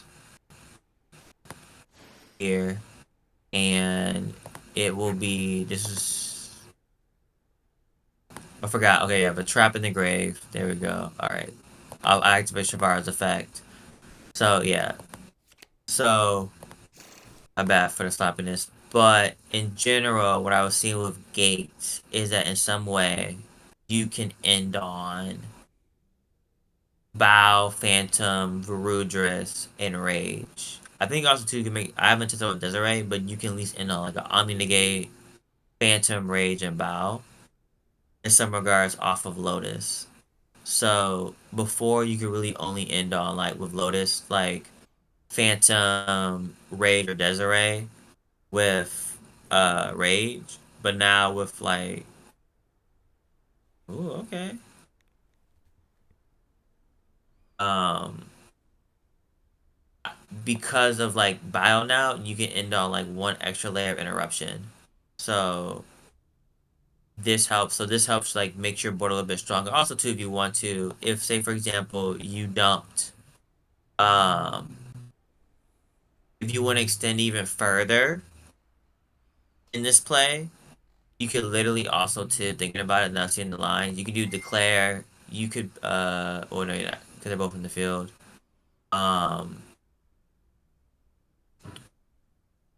let's see what aerial eater. No, I can't do what I think I'm about to do, but um in certain situations with Air Eater, you could like bring, you could banish like Yubel Incarnate, and then use Bow to bring back Engraver, and then make Desiree with this board as well too, possibly. So, so Bow has a lot of versatility where like because you can bring back like any of your Yubel or Engraver cards, um, you can do plays where you can like end on Desiree with a board, or you can end on like your board with like Varudris at the very end of your play. So a lot of versatility for sequencing if you have a discard for it. Again, it's kind of tough because I was just playing around with sequencing. I just wanted to see what could I end on with gates. But with gates, you can standardly end on like now Phantom, Varudris, Rage, and then Bow on your board. So it makes that board a little bit stronger. I tried it with fiendsmith.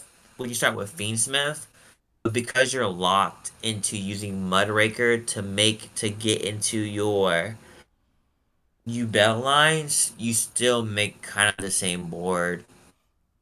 Well, you can with like the fiendsmith line, either you have to commit to making Desiree or making Bow.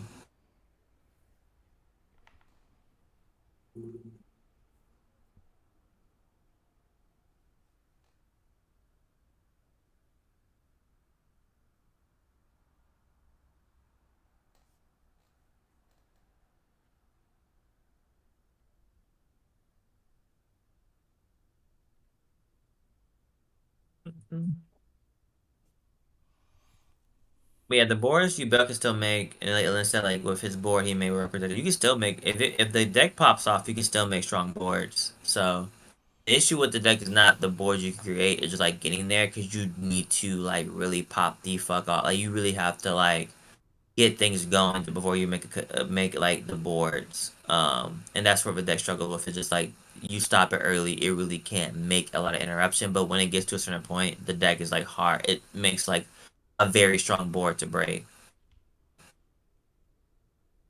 See if I can get one with like Throne. Cause I haven't done one with Throne yet. We'll see what Lotus gets us. Like lower summon Lotus. So we had open up Lotus. Declare. Get to Spirit.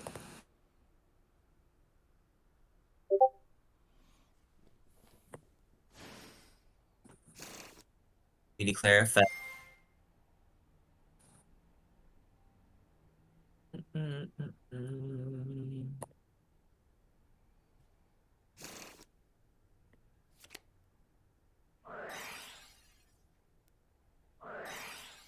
So Sinister Grave. Search. Squirmer.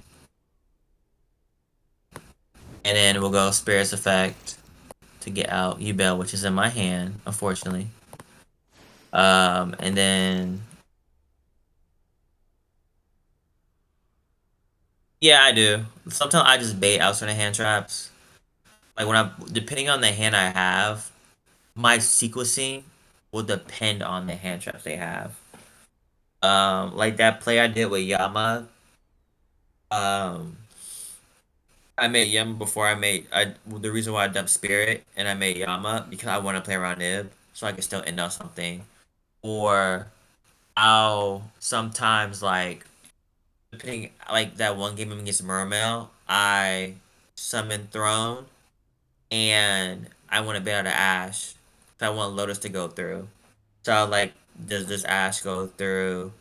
This Throne goes through it at hand check mode. Do they have an Ash or have a Throne? Alright, bet. Let's get that out the way. So if I have Fiendsmith in hand, I can go my Fiendsmith plays. Um, so it just depends on your hands. Like, how do you want to sequence your hand? Um, to make a play. Uh, depending on what you have and depending on what you're facing too.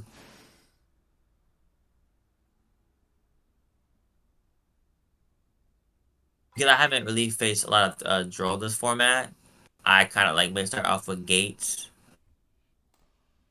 Um, yeah, I would prefer to prioritize Yubel to get to my Yubel stuff early to get the Phantom, but like it's. Let me think why I start with the Lotus before I start with like Phantom. I commit to my Yubel plays earlier because if they stop your Yubel stuff earlier first, like Throne or Phantom, Throne or Lotus, it's easier for me to go from using the Fiend Swift cards that help me push through that board sometimes. Um, you could play the Fiend Swift stuff first if you want to. Sometimes if I so depending on my hand, I might do the Engraver effect first to like bait out an Ash or track because uh uh we I sometimes I will bait out depending on my hand. Like if I already open up track, I might do Fiend with Engraver's effect to get the track to bait out an Ash that I want my Lotus to go through. Um, but normally I kind of use like Throne and Lotus to bait out Ash and Imperm to get that out the way, and then I can use my Fiend Swift plays to make a play. Or I open up gates. I kind of start off like no one really ashes gates, so I might just like start off of like gates first and do Dark Beckoning Beast plays. I want to be able to Empire and then do Throne. But then I can dump Lotus and then I can dump Spirit. Spirit brings out Yubel, link off to make Yama, and then I could do plays with like Gates or bring back the Spirit from Great I make Yama. Then I use the Dark Beckoning and Yubel to make Phantom, and then I use Gates plays to bring back the Spirit to make a play. But again, it depends on what they have because if they play more Bishios, then dumping Spirit can be kind of risky because they'll just banish the Spirit. Um, but then sometimes when I do Dark Beckoning Beast and then like Lotus, if they ash the Lotus, it kind of be hard to play through. So it kind of really depends on like what hand should you see your opponent's playing, and then like what your hands are looking like. You still can't go back. Hold up. I think Amir said like you didn't support the channel or something, like support the channel by not showing up early, but I think I'll talk to it's him. time for you to get back. Yeah, I'll talk he to him. got It's it. fine. No, don't. Sorry. I just keep the stream going. I'd rather not talk about that right now. He got you. All right, so I'm gonna go back. So I went my play. I'm trying to like, Lotus one card combo. So we did Yubel, Yubel's effect, Incarnate. Okay, cool. We link off to Yama, and then let's see, Yama, declare, and then I will shuffle back Phantom. Oh, like Yubel and Incarnate. The only reason I do this now than before is because since you only have one Phantom, um, it's harder. Like, you can't make another Phantom after you use it. So I kind of do it this way with Incarnate and Yubel, so at least I'm able to like, if I have to use Phantom, I can at least have Lotus Engrave. The end phase, I can bring back the Yubel. Let's go. I forgot Shavara's effect.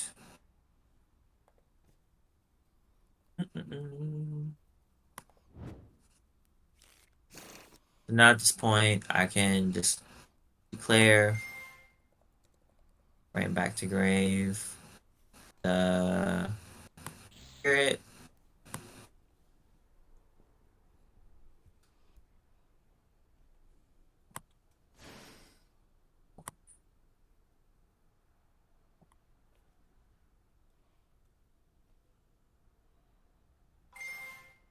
The grave. The summon. And then Spirit's effect. Get out. Phantom.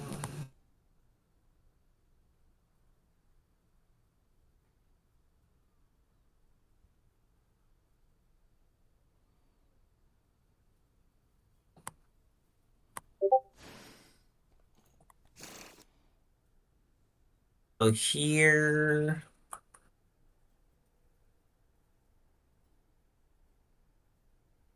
Let's see. Phantom. So I'm trying to have a one card. I don't have Engraver in hand. I'm trying to make like a one card combo where I can end on Desiree and that and the new battle card off off of one Yubel. But right here, I'm trying to get to my and play because either you can make Rage and then Yama, and then you can make Bow, but it won't get you into your Fiendsmith plays, unfortunately. So let me see if I can just like okay, if we do.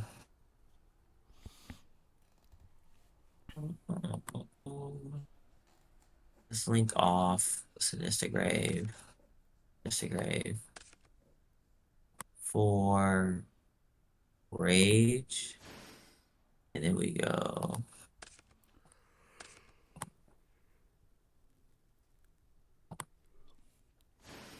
No. Oh, we've jumped too many steps. Moon. What a grave. Requiem. Declare. Get Lacrima out.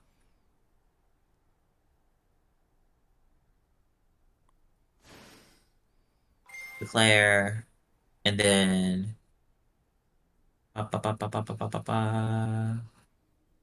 Then Feast of the Grave. And then we go. Engraver's effect. Go back Moon. Oh, I did fucked up too. With the Shavara and Shavara to Grave, you get the trap too. I forgot, and when you link up Shavara, you don't forget that part too, is you should have a trap set in skill trap card zone. And then we link off here for I think it's good. It's just like practice out a sequencing with your board. I'm testing out where like right now I'm just testing out a bow to see where can you make it with like what card combos you need to make a bow with your board. It's good. It's versatile in spell many of your cards. So you have extra interruption. but it's the only issue with like the discard cost. So in certain situations, you might not use the discard to make a play because you need it for hand traps, or you don't have any cards in hand to use it, depending on the situation when you play in practice. But it's still a good card. I think it's still worth playing to try it out. But it won't be like good in every situation. How like Caesar and Necroquip, where it's like they're good, but it's gonna be situated depending on the sequencing. You won't make it all the time. Um, Depending on the situation. But it's a good card to have because it has some versatility to like pop a card and reborn cards to still make plays. So we'll do sequence effect,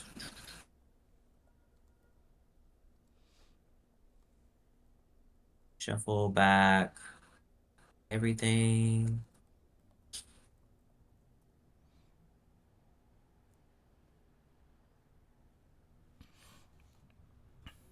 So bottom of the deck, bottom of the deck,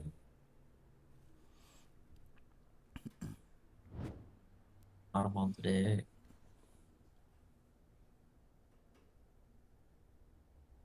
Do we pop anything here? Well, hold up. Thinking about something real quick. Nah, you can't do it if you area. I'm thinking of like if the play where you can get the aerial eater, bile, pop rate. No, okay, never mind. Cooking or something, but it didn't. It didn't finish the meal. Finish the dish. All right, back extra deck. That's what I'm saying. It's bio is good, but it just depends what you want to cut. Like if I was gonna play bio, I would cut Necroquip. I wouldn't cut. I'm not cutting Agnum Day. And then Mudraker is like you're not gonna make you need Mudraker if you only start with Fiendsmith plays to make Fiendsmith to make Fiendsmith a starter for the deck.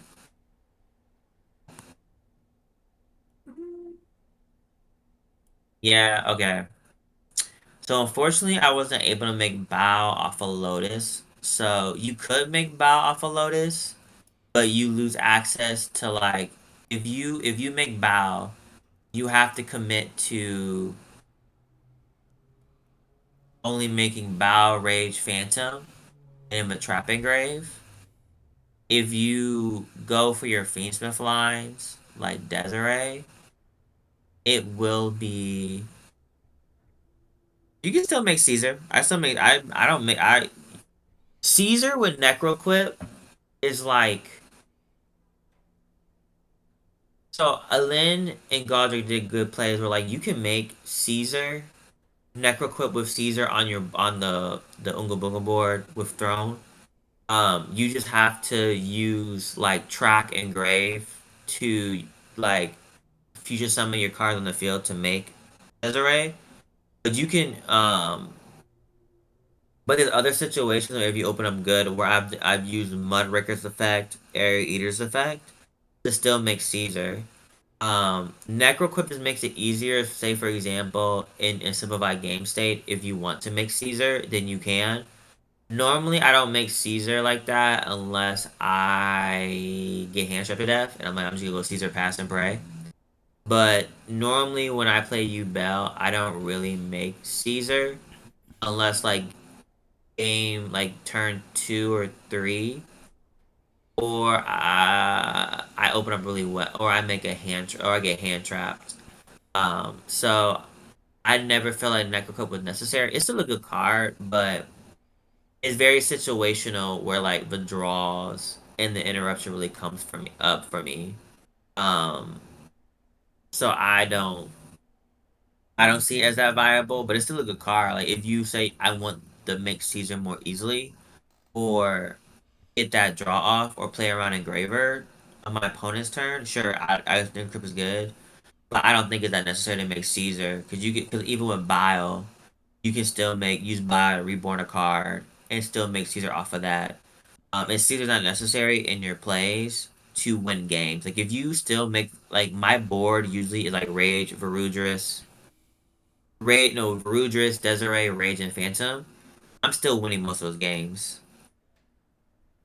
So It's up to your point if you want to keep Necroquip or not to have that ease of access to make Caesar when you in simplified game states, or to make like the board where you end on like everything with Caesar bow included. But in my experience, I really don't need to make Caesar with the board I already established to make a play.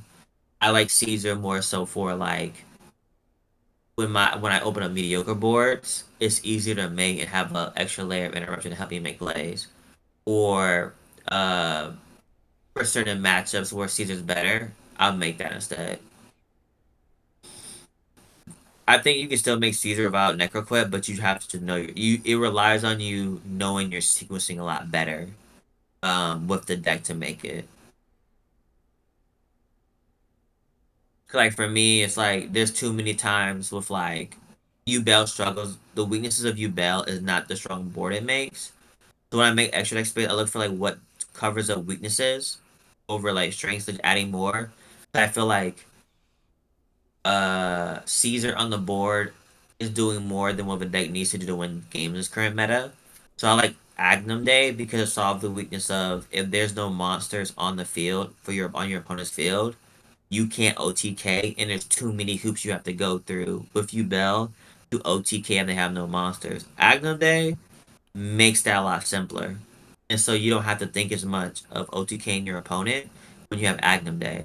And sometimes it's important and when you play long tournaments to not think so hard of how to do certain things, just make it more simpler, and be efficient with those plays. So Agnum Day makes OTKing a lot easier and more efficient with Yubel than if you don't have it. So that's why I like it a lot better to keep that one. And so the only card I will cut would be Agnum Day.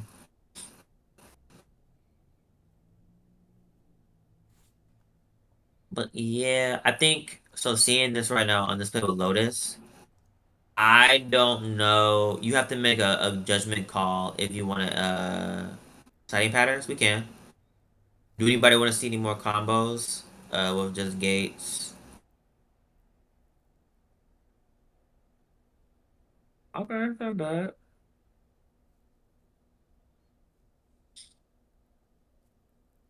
Oh, A by return. Yeah. So like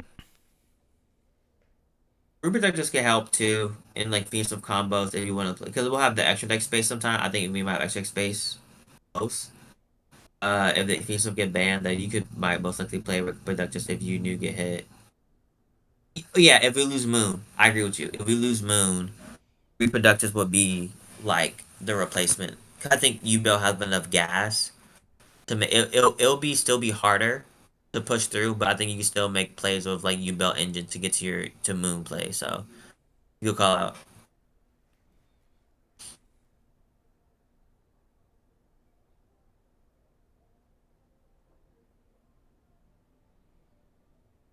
We go over signing patterns. Unless anybody else want to see any other combos with bio, I can go over like what my extra deck looks, my side deck looks like.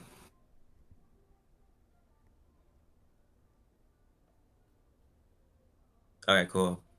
Also, too, for combos to let y'all know that we have a lot of videos from like a lot of the people. Shout out to Lynn and Godric for like a lot of combos they've done. They post on the channel. So if you go to like the pin channel, there's a lot of combos going on that they have of the boards they made. So you can look that up for advice, or they're more, or reach out to us if you want to like learn more about the combos. Especially like I think I would like reach out to like Godric and Lynn for some of the combos they do. Cause like for me, post SUDA, I'll be leaning more to playing heroes. For the form, like I don't really have a lot of big tournaments coming up anytime soon, so I just want to play with heroes. So they'll to Elena Godric Zero will be good resources to like um talk to about like some of the combos and videos they have for the Yubel Phoenix deck or Yubel in general. So definitely just for them for if you need like more combos, like support like videos on combos. Um, but you also reach out to me if you have any questions about the meta and stuff. But I still have like one more regional coming up next week where I can give feedback on what's going on in the meta as well and how to counteract it with Yubel. I can help that right now with the siding patterns. So let me go to my deck constructor and go over this. So this was my side in general for most of the pre-SUDA post-SUDA format.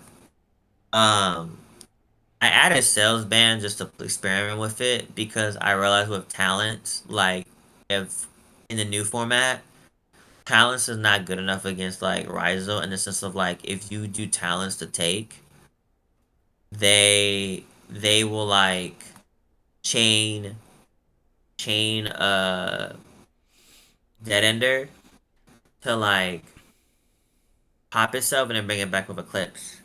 The only way talents works is like if you talents they pop their own detonator.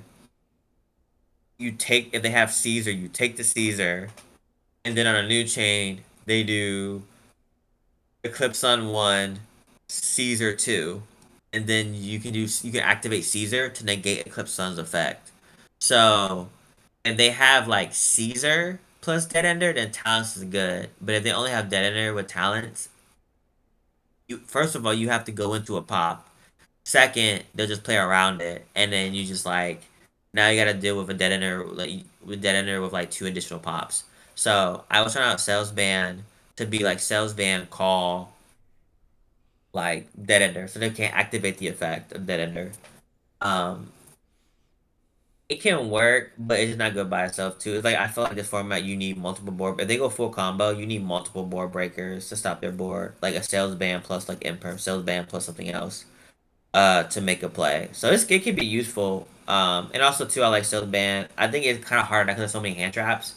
But I used to use it in heroes for like sales band draw or their nib depending on my hand because I knew for like if I had a good hero hand, I would just be like all I need is like to not get hit with Joel or Nib, and I'm full, like if I don't get hit with mainly like say they draw, I'm going full combo. I don't care what hand traps they stop me with.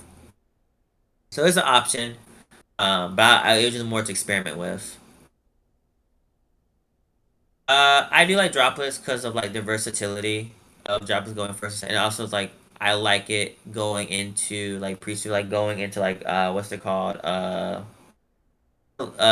malice. Like if you open up like Fuolos with droplets or like uh combination of hand traps and you slow them down, you can use droplets as a way to like to break the board they have because like it helps you if they open up like a very mediocre board. Droplets can be good to help you like break that board.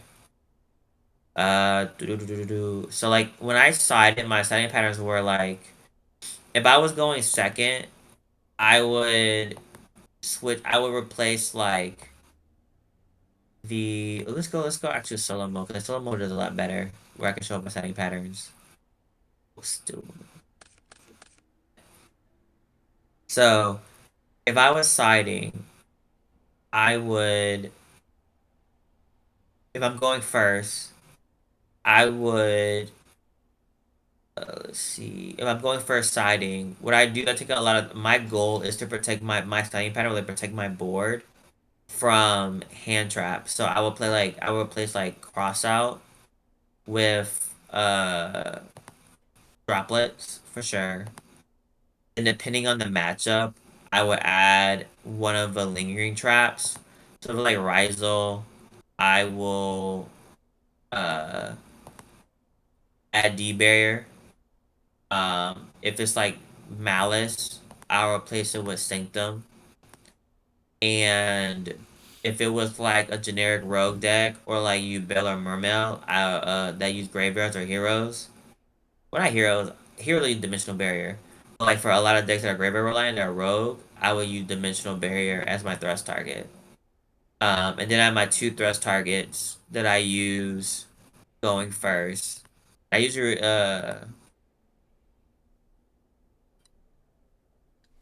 Grand Magus, appreciate you for joining. Um my thrust targets. And then blah blah blah blah blah.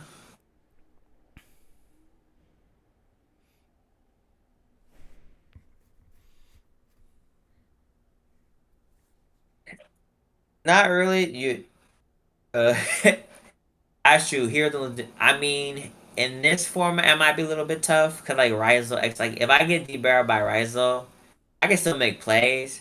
I gotta be like, damn, I hope they don't have X in hand. If they have X in hand, you're just kind of like, damn, it's it's tough.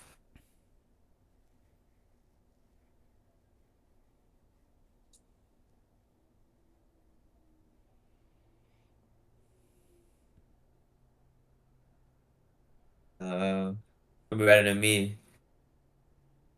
Cause you get debarred out of the way like Stratos. I'm trying to get the plasma and then like Dread Decimator to like attack the boosting game, attack, break the board, and then hope for like the following turn they don't have out the plasma.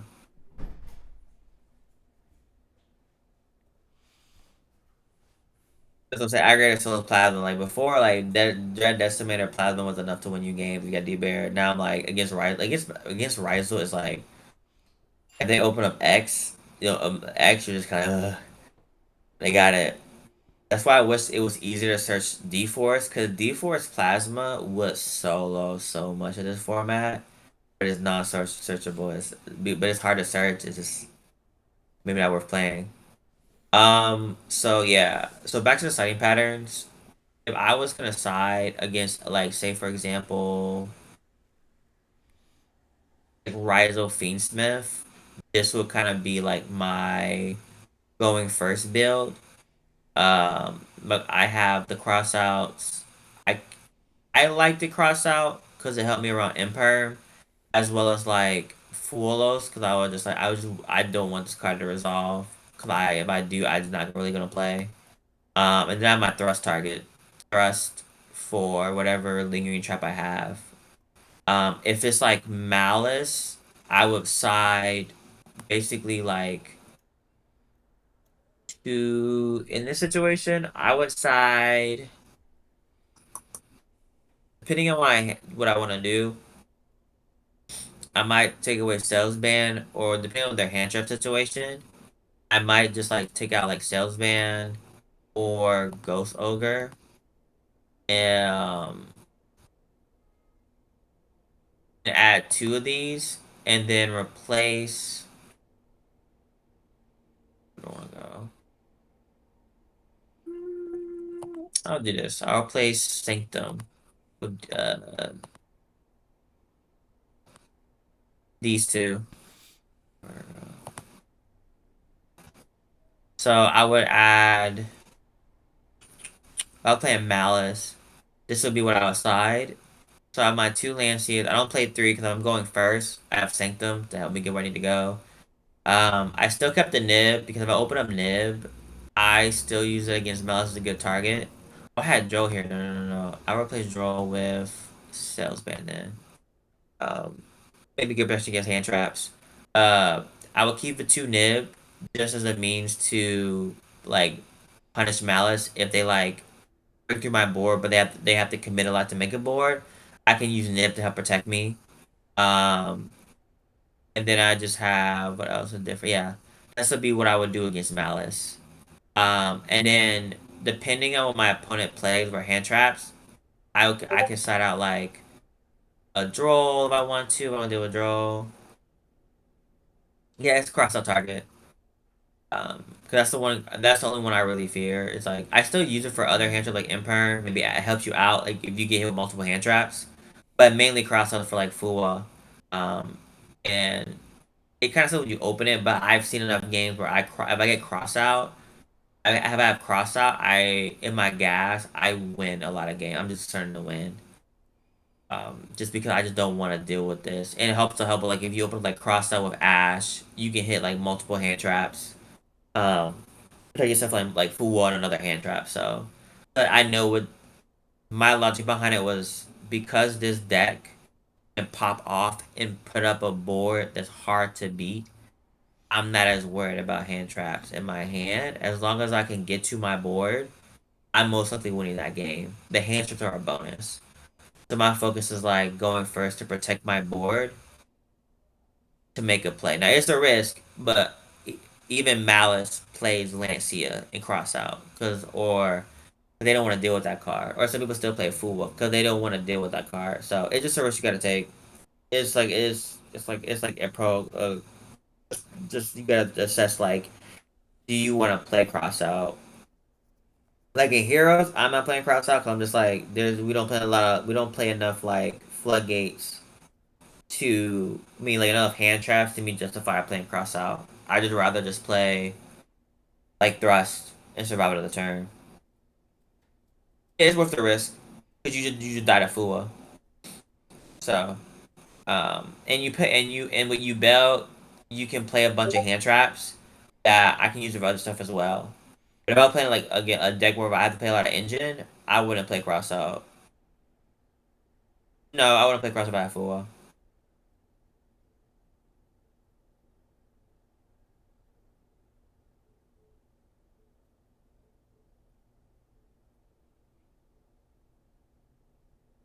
I will play with something. I will either make like double wild, double wild, like use another double wild to extend, or like another thrust. So I can like I would play another thrust so I could see the lingering floodgate. And then going second, my pattern was I take out because I know people have back row. Cause people play like the card called Soul Drain or other back row hate. I like to play, depending on the matchup. I usually play both Duster and Lightning Storm, or I just play like Lightning Storm or Lightning Storm. I keep the thrust. I play droplets. I usually replace it droplets and where's the other one? Droplets. I put in Fua. I take out one for one. I take out. So this is like Raizo Fiendsmith. I would take out. See what place this. Imperm. Where are you? I will go more engine, so I'm gonna take out.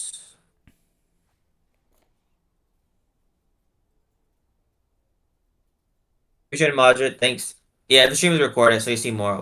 We're gonna so you see more uh talking about the signing pattern, so you're not gonna miss much.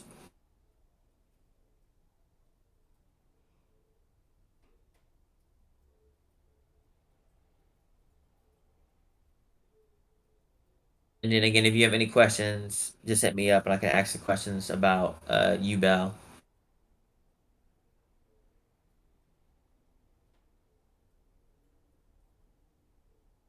Alright. So I replaced one of the gates. So I'm trying to make like I just want to stop them from making their board. Um and something you could do too is let's see, where's the ghost of Brad?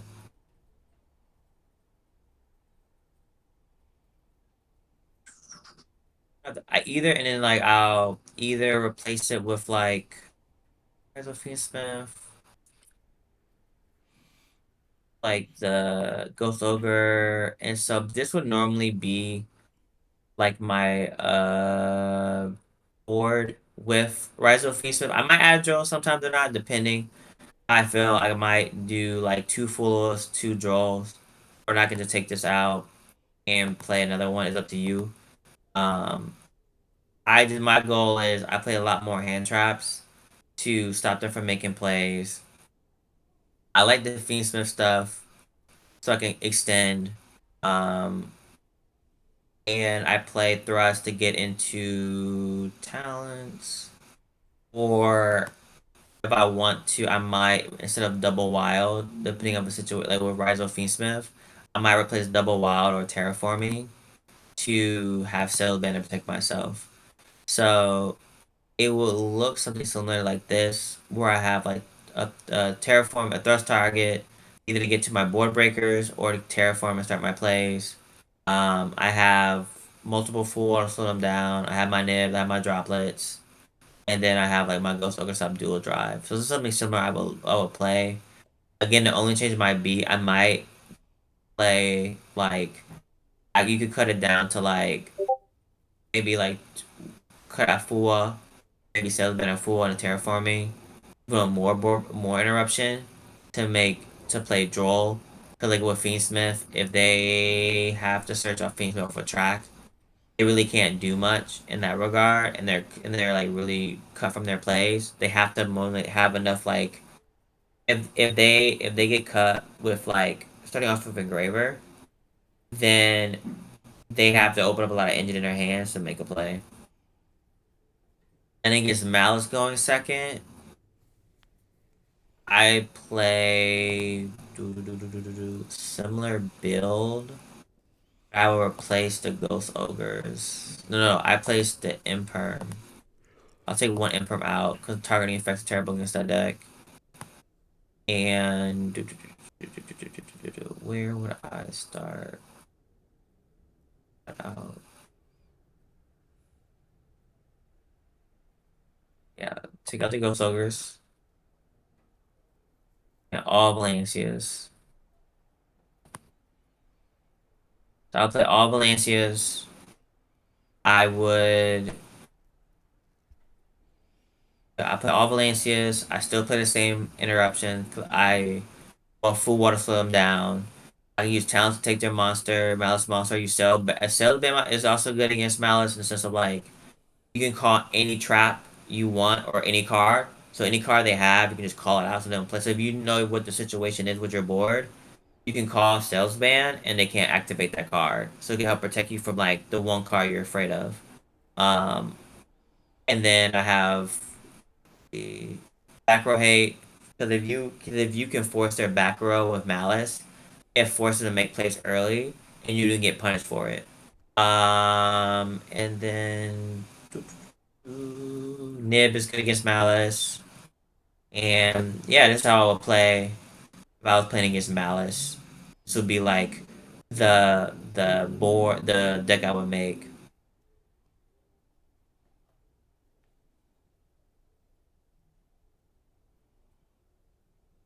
Yeah, as I was saying, it's okay.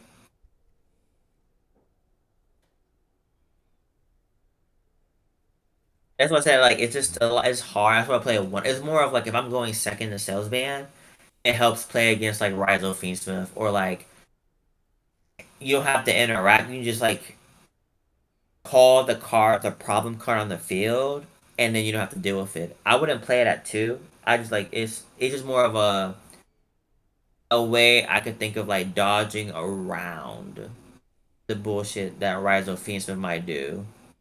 So I say you can't play this card. I can do anything else.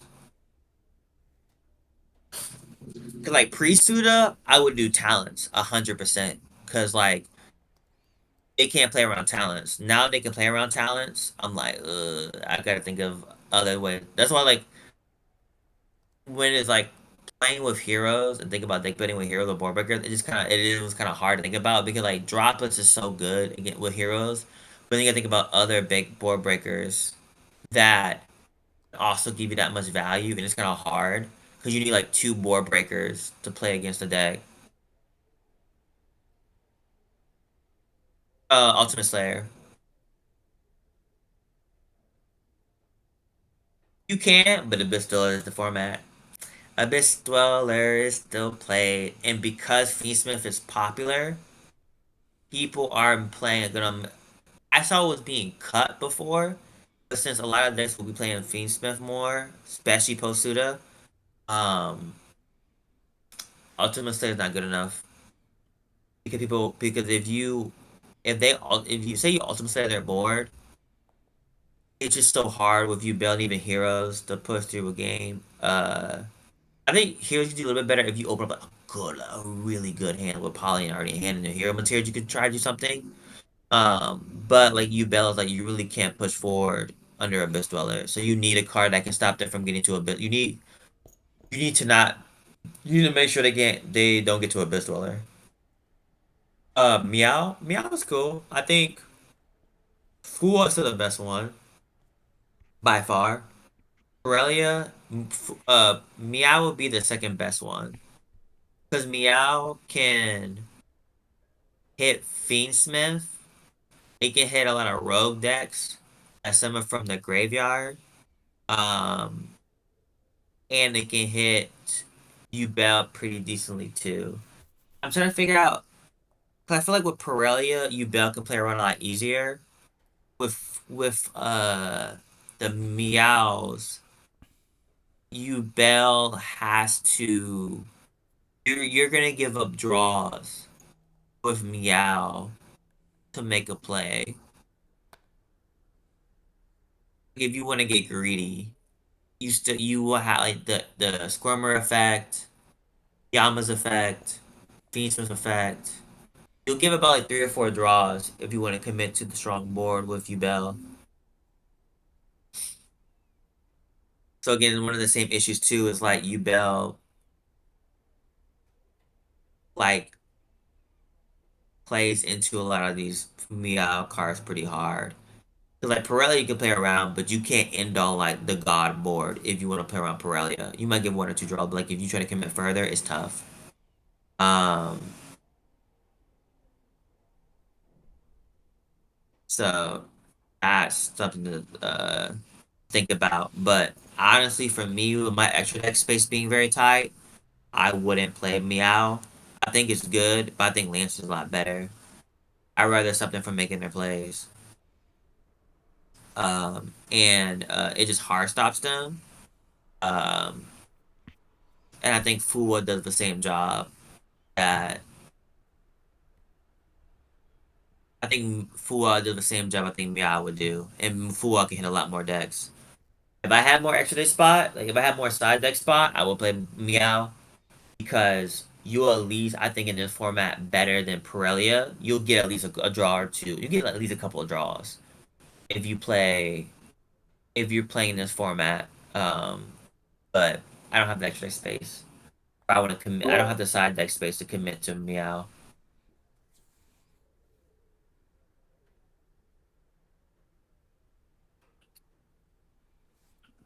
And then I think the last thing for sighting patterns too is like if I'm playing a rogue deck like Mermail, then I'm playing draw. So like this build would be the same except I would take out Valances for draw. Um, evenly, you could. It's just that like they if you evenly so like against Malice, you have to have evenly another board breaker because like they have that fusion Cypress card because they still play like even post Suda, Mouse will still play that level 5 Cypress card where they will it negates the spell a trap card when you control level 5 Cypress monster. So you still need another board breaker to stop it. So even is cool, but you need to pair with another card. Um, yeah, the Cypress Juice Worm, and then like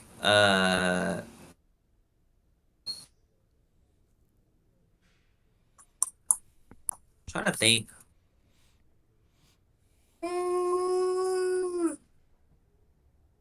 People were thinking about you could maybe do Dark Ruler, but I think I just don't trust Dark Ruler again. Like I just that's very more mouse specific because if you Dark Ruler, Rise will be like bet Abyss Dweller, and then you can't play, and I don't take no damage.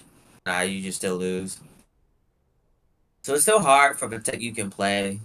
Um, oh, I mean not Dweller, but like I think I'm talking about Dweller for like Rizal. Like if you rise, you face like if I was playing Dark Ruler no more, it's still ineffective against like Rise of Fiendsmith. So yeah, and then if you thrust them, then you thrust to what? Right? Like you really can't do much. So, but like the best cards for me is like the best board breakers are like it's still unfortunately a hand for you Bell. It's like you still need to play more hand traps. That's something for making board. Like it's kind of like you open up hand trap, you got droplets. If you don't have any of those, and you play against like Dweller, you're just gonna lose. So like the best cards are still like Fua, Droplets, Niv, Ash, Imperm. I don't play a lot of Valor. I cut because like with Malice, they can play around targeting protection. So I'll cut that to play Imperm.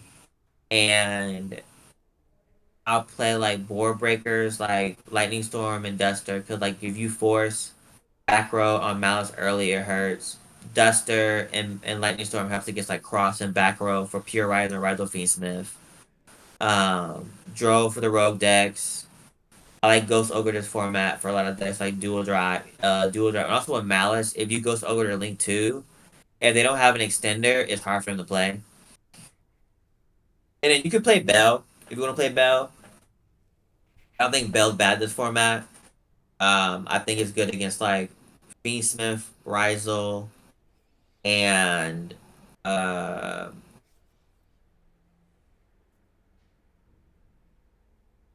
you could move drop it to the side.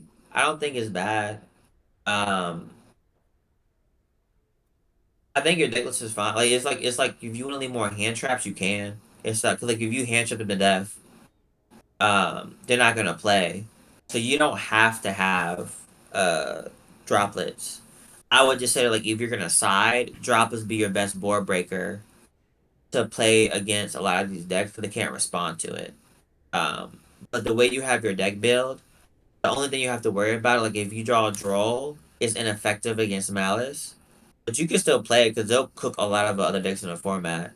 So like if you open up like Nib, Imperm, Ash, Bell, Imperm, Droll, Bell, like you can still stop people from playing. So it's just more of like it's just more of like your strategy. I'm gonna rely on hand traps to stop my opponent. And then if I have to side, I'm gonna side at droplets. So at least I can like if they make Dweller, I can stop them. Yeah. You only have two cards. Like if you all your other cards can stop Malice. So it's like if you draw the one of it, like it is what it is. Like it's not gonna stop you. So it's not bad.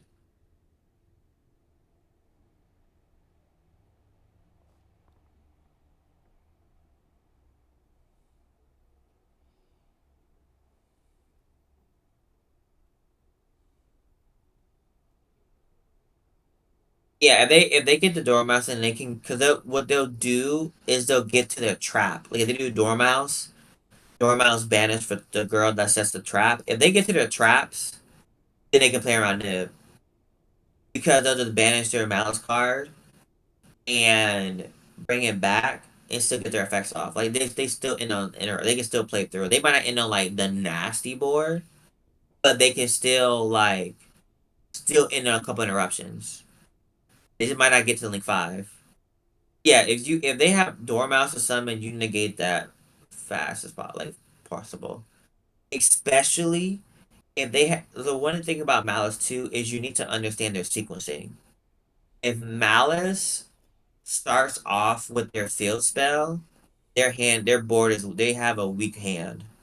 If they have to start with their field spell to get to their plays. Because normally people are gonna start off with like a normal summon of their Malice cards and then pop off. Um for example, they might do the draw to banish a card in their hand, summon it out. Um, but like if they do like field spell, summon out Dormouse, you imperm Dormouse. But then you put them on, and they really can't do much because if they link it off, they can't use the Bishop's effect. So I would say like if on their first summon of their card, if you have multiple interruptions, I would stop like their normal summon. But if they have, but it also too like if you have one hand trap and they start with their field spell, I would definitely like imperm the Dormouse. If you have Ghost Ogre, you can make a business decision. You gotta make a decision off like what your hands are. Where if they make the link 5, do you Ghost Ogre the link 5, or do you Ghost Ogre the link 2? If I have board breakers, I might just like Ghost Ogre the link 5 and just break their board from there. If I have more hand traps, I might just hit the link 2 and then force them to make plays. Because if you hit the link 2 with Ghost Ogre, they have to jump through hoops to make plays. Because all their Malice cards are link 3s. So you have to force them to figure out how to make the link 3. They got the gas, they got the gas. But you force them to burn through resources and then like Ghost Ogre and Nib, depending on their hand, and just shut out their boards. Because if they want to make plays under the link with their ghost with the link to getting hit, then they have to like have the shield, they have to have the trap, they have to open up a lot more. They have to use so.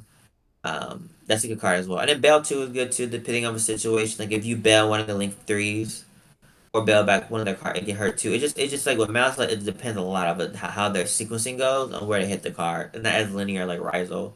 Rizel like you gotta based on what they have. You kind of like dual drive. You can hit Bell and Engraver. Like you got decent key points with like uh Feast and Riser. It's easier to hit. But your deck list is not bad. Like I would say, hand trap this format is like if you have space for, like Baylor, Imperm. I wouldn't play a bunch of targeting cards. 'Cause I feel like it's like weaken the malice.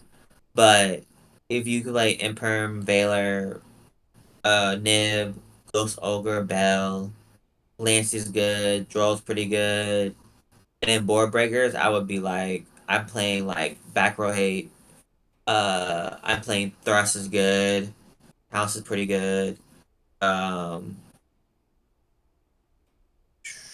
like the lingering floodgates, and that's it. I don't see anything else being that useful. You could try if you don't want to play crossout. You could try strike in judgment, but in testing, it didn't really do much for me because of the decks.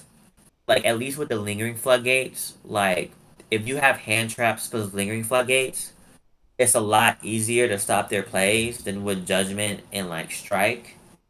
Um, because people justification was like, well, you can't stop them with like barrier against fiendsmith Rizel. I was like, I know I can't stop them, but at least I can slow them down to a point where I don't die. And my philosophy is if I open up like thrust plus hand traps, that should be enough to survive a turn against my opponent, and I can shoot for the clapback on turn three. So I prefer playing like thrust with the lingering floodgates over like solemn strike and solemn judgment, which are not searchable because you have to play multiple at that point.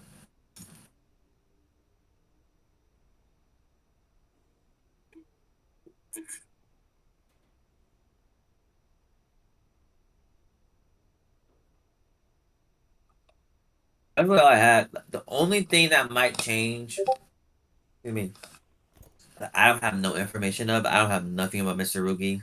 I haven't thought about that deck. If it pops off, it pops off. So that's something to be mindful of is Mr. Rugi. So both people might play a Rise of Mr. Rugi in the future.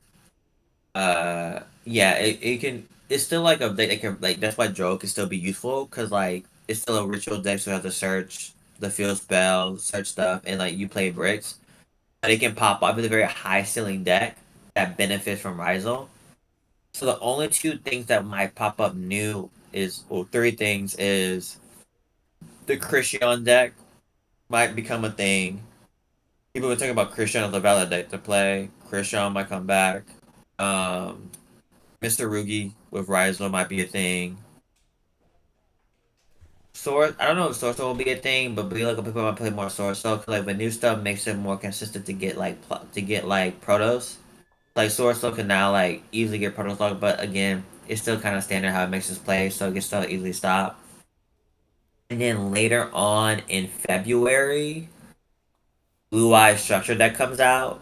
So with the new Prime card Burrow and Lordy Lord, Blue Eyes might become a meta deck in February. So that will be another change as well. So be on the lookout for Christian, Mitsurugi, and Blue Eyes as you progress in the next month or so.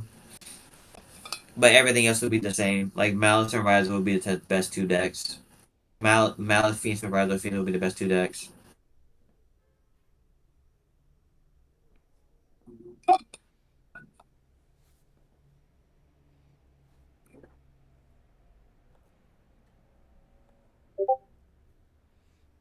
Appreciate it. Thank you for Omni. Appreciate you saying that.